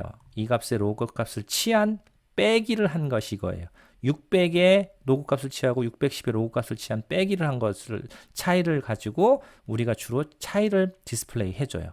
그렇지 않으면 이 차이 값이 압력의 어느 구간에 있느냐에 따라서 차이 값을 느낄 수가 없어요. 그래서 초기와의 차이는 에라 판단할 때 이 차이는 로그 값을 기준으로 차이를 계산한다는 거 여러분들이 꼭 아시고 있었으면 좋겠어요. 뭐 자세하게 더 깊게 뭐 모르셔도 되지만 압력은 이런 곡선의 그래프를 그리고 로그 스케일의 곡선의 그래프를 그린다. 이것들의 요 차이와 요 차이, 요 차이와 요 차이, 요 구간과 요 구간의 차이를 그 값으로 나타내려면 로그 값을 취해서 빼기를 해야지 그냥 빼기라면 전혀 구분할 수 없다. 이렇게 아시면 됩니다. 요게 리크 체크의 간단한 프로그램의 화면 구성 예예요. 그래서 압력을 이런 식으로 디스플레이하고 최종 결과가 오케이 됐다는 건 2.0보다 낮으니까 결과가 2.0 이거보다 크게 차이가 나면 리크가 많군 생각하지만 1.9구나 그럼 결과 오케이 이런 식으로 해서 리크 체크를 하기도 하고 경우에 따라서는 리크 체크를 꽤 많이 하는 장비도 있어요. 필요에 따라서 뭐 주기적으로 랏을 돌릴 때마다 하는 경우도 있고 그리고 이런 결과값을 가지고 저장을 해놔야 돼요. 그래 나중에 장비를 확인했을 때 리크가 장비는 제가 첫 주인가 말씀을 드렸지만 그 유니포미티 얘기하고 스택 커버리지 얘기했을 때 스택 커버리지에서 장비를 쓰면 쓸수록 공정에 대해서 똑같이 나오기가 힘든 상황도 될 수가 있거든요. 그런 차이를 알기 위해서 처음에 장비에서는 그 리크가 없었는데 갈수록 리크가 늘어난다. 그러면 뭐 메인터넌스가 필요하겠군.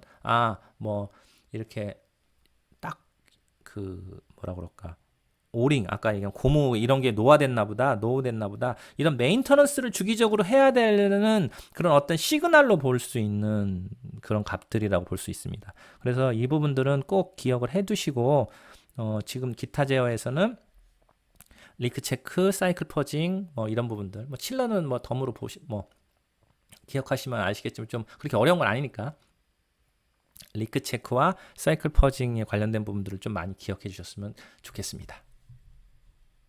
네, 지금까지 PM 공정 제어까지 좀 봤고요. 기타 제어까지 봤어요. 그래서 오늘은 일단 PM 공정 제어와 기타 제어까지 좀 보고요. 그 나머지 뒤에 있었던 클러스터 툴 제어라든지 기타 이런 부분들은 다음 시간에 좀 더 한번 다뤄보도록 하겠습니다. 여러분들이 좀 장비에 대해서 좀 더 이해를 많이 할수록 프로그램을 짜고 GUI 프로그램을 짤 때 여러분들이 많이 그 프로그램 짜기 쉬울 수 있으니까요. 그리고 뭐 어떤 목표가 뭔가 그리고 무엇을 가지고 짜야 되는지를 여러분들이 좀 많이 알아야 될 필요가 있어서 장비 쪽에 대한 부분들을 이 전체적인 강의에서 앞에서 좀 많이 얘기를 하고요. 뒤에서는 프로그램적인 것을 좀 얘기하는 부분이니까 이 장비에 대해서 좀 생소한 부분이 있고 용어도 많이 나와요. 용어도 많이 나오고 그 영어로 많이 얘기를 하는데 실제 현장에서 많이 쓰는 말들을 위주로 많이 하다 보니까 저도 그 오랫동안 이 말들을 많이 쓰다 보니까 다른 말로 어떻게 표현하기가 어려워서 좀 영어나 이런 부분들을 많이 쓰게 되는데 여러분들에게 좀 양해를 구하고요. 여러분들도 좀 그런 단어들을 좀 친숙하고 익숙해졌으면 좋겠습니다. 아무튼 오늘 강의를 통해서 여러분들이 좀 더 많은 이해를 해줬으면 좋겠고요. 그리고 반도체 장비의 웨이프 하나 돌아가는 것들 현재 데모 프로그램에서는 공정에 대한 시뮬레이션은 없어요. 그냥 공정을 웨이퍼를 놓고 공정을 하는 거다 이렇게 했지만 여러분들이 좀 머리로 상상을 하시고 뭐 인터넷이나 그 유튜브나 이런 것들 보면 공정 이런 거 보면 공정 장비에 대한 설명들이 많은데 그런 설명들을 들으면 들을수록 뭐 CVD가 어쩌고 뭐 증착 장비 이런 것 그 애칭 장비가 어쩌고 이런 기술적인 내용들을 들으면 들을수록 공정에 대해서 너무나 어려워지고 힘들어져요. 그런데 제어적인 입장으로 보면 제가 말씀드린 것 내에서 거의 한 7, 80%가 다, 좀 어떤 장비는 한 8, 90% 이상은 다 커버한다. 이렇게 생각을 하시고, 요 내용은 꼭 확실히 이해를 해야겠다. 이 내용은 꼭 잊지 말아야겠다 하는 부분으로서 오늘 강의들을 여러분들이 좀 숙지하시고 계셨으면 좋겠고요. 숙제 쪽으로 해서는 오늘은 사실 클러스터 툴까지 만약에 하게 됐으면 숙제를 내려고 했는데 오늘은 시간들이 좀 많이 공정 제어를 좀 많이 할당을 하다 보니까 시간이 많이 됐네요. 그래서 오늘은 특별히 과제는 없고 출석 체크, 출석 그 인증 관련된 내용들만 정리해서 좀 제출해 주셨으면 감사하겠습니다. 그리고 지난번에 C 언어 관련된 숙제를 좀 드렸는데 많이 어려워하더라고요. C 언어에 대한 부분들에 어떻게 보면 코드줄은 몇 줄 안 되는데 내용 그 안에 그 C 언어 아니면 C 프로그램 아니면 기초적인 선언 이런 거에 대한 그 기본적인 내용들이 다뤄져 있어서 한 명인가 두 명 정도 좀 제출을 했는데 그 분들도 그 코드를 설명만 했지 제가 원했던 거는 그 비주얼 C 6.0으로 컴파일한 것과 비주얼 스튜디오 2017로 컴파일하는 거의 결과값들을 옆으로 딱 매칭해 보면 틀린 부분들이 있어요. 왜 그렇게 틀리게 나오고 똑같은 코드인데 왜 틀리게 나올까에 대한 설명들을 좀 검사하는 거라서 여러분들 그 부분에 있어서는 프로그램적으로 프로그램이 짧은 시간에 스킬이 늘어나고 실력이 향상되고 그럴 수는 없습니다만 차근차근 프로그램 공부를 하시다가 참고 자료로 좀 활용도 하시고 또 프로그램을 하실 때 어떤 것을 중점적으로 봐야 될지에 대한 기본적인 그런 포인트니까 C언어에 대한 포인트니까 좀 생각을 꼭 해보세요. 네. 하여튼 한 2시간 가까이 여러분들 강의 듣느라 고생하셨는데 좋은 시간 되시고 또 조만간 또 얼굴을 빨리 뵙고 강의를 좀 했으면 좋겠습니다. 이렇게 영상으로만 보니까 여러분들이 얼마만큼 이해하고 있고 여러분들이 어떤 걸 궁금해하는지 잘 모를 때가 있어요. 그렇지만 그럴 때일수록 여러분들이 카톡이나 아니면 메일로 많이 저 질문 보내주시고 제가 그거에 대한 답들을 최대한 드리도록 할 테니까 뭐 어떤 거라도 좋으니까 뭐 잠재 장비에 대해서 시연에 대해서라도 궁금한 것이나 여러분들이 문의하고 싶은 거 있으면 언제든지 연락 주시면 대단히 감사하겠습니다. 하여튼 고생하셨습니다. 네, 이상 마치겠습니다. 감사합니다.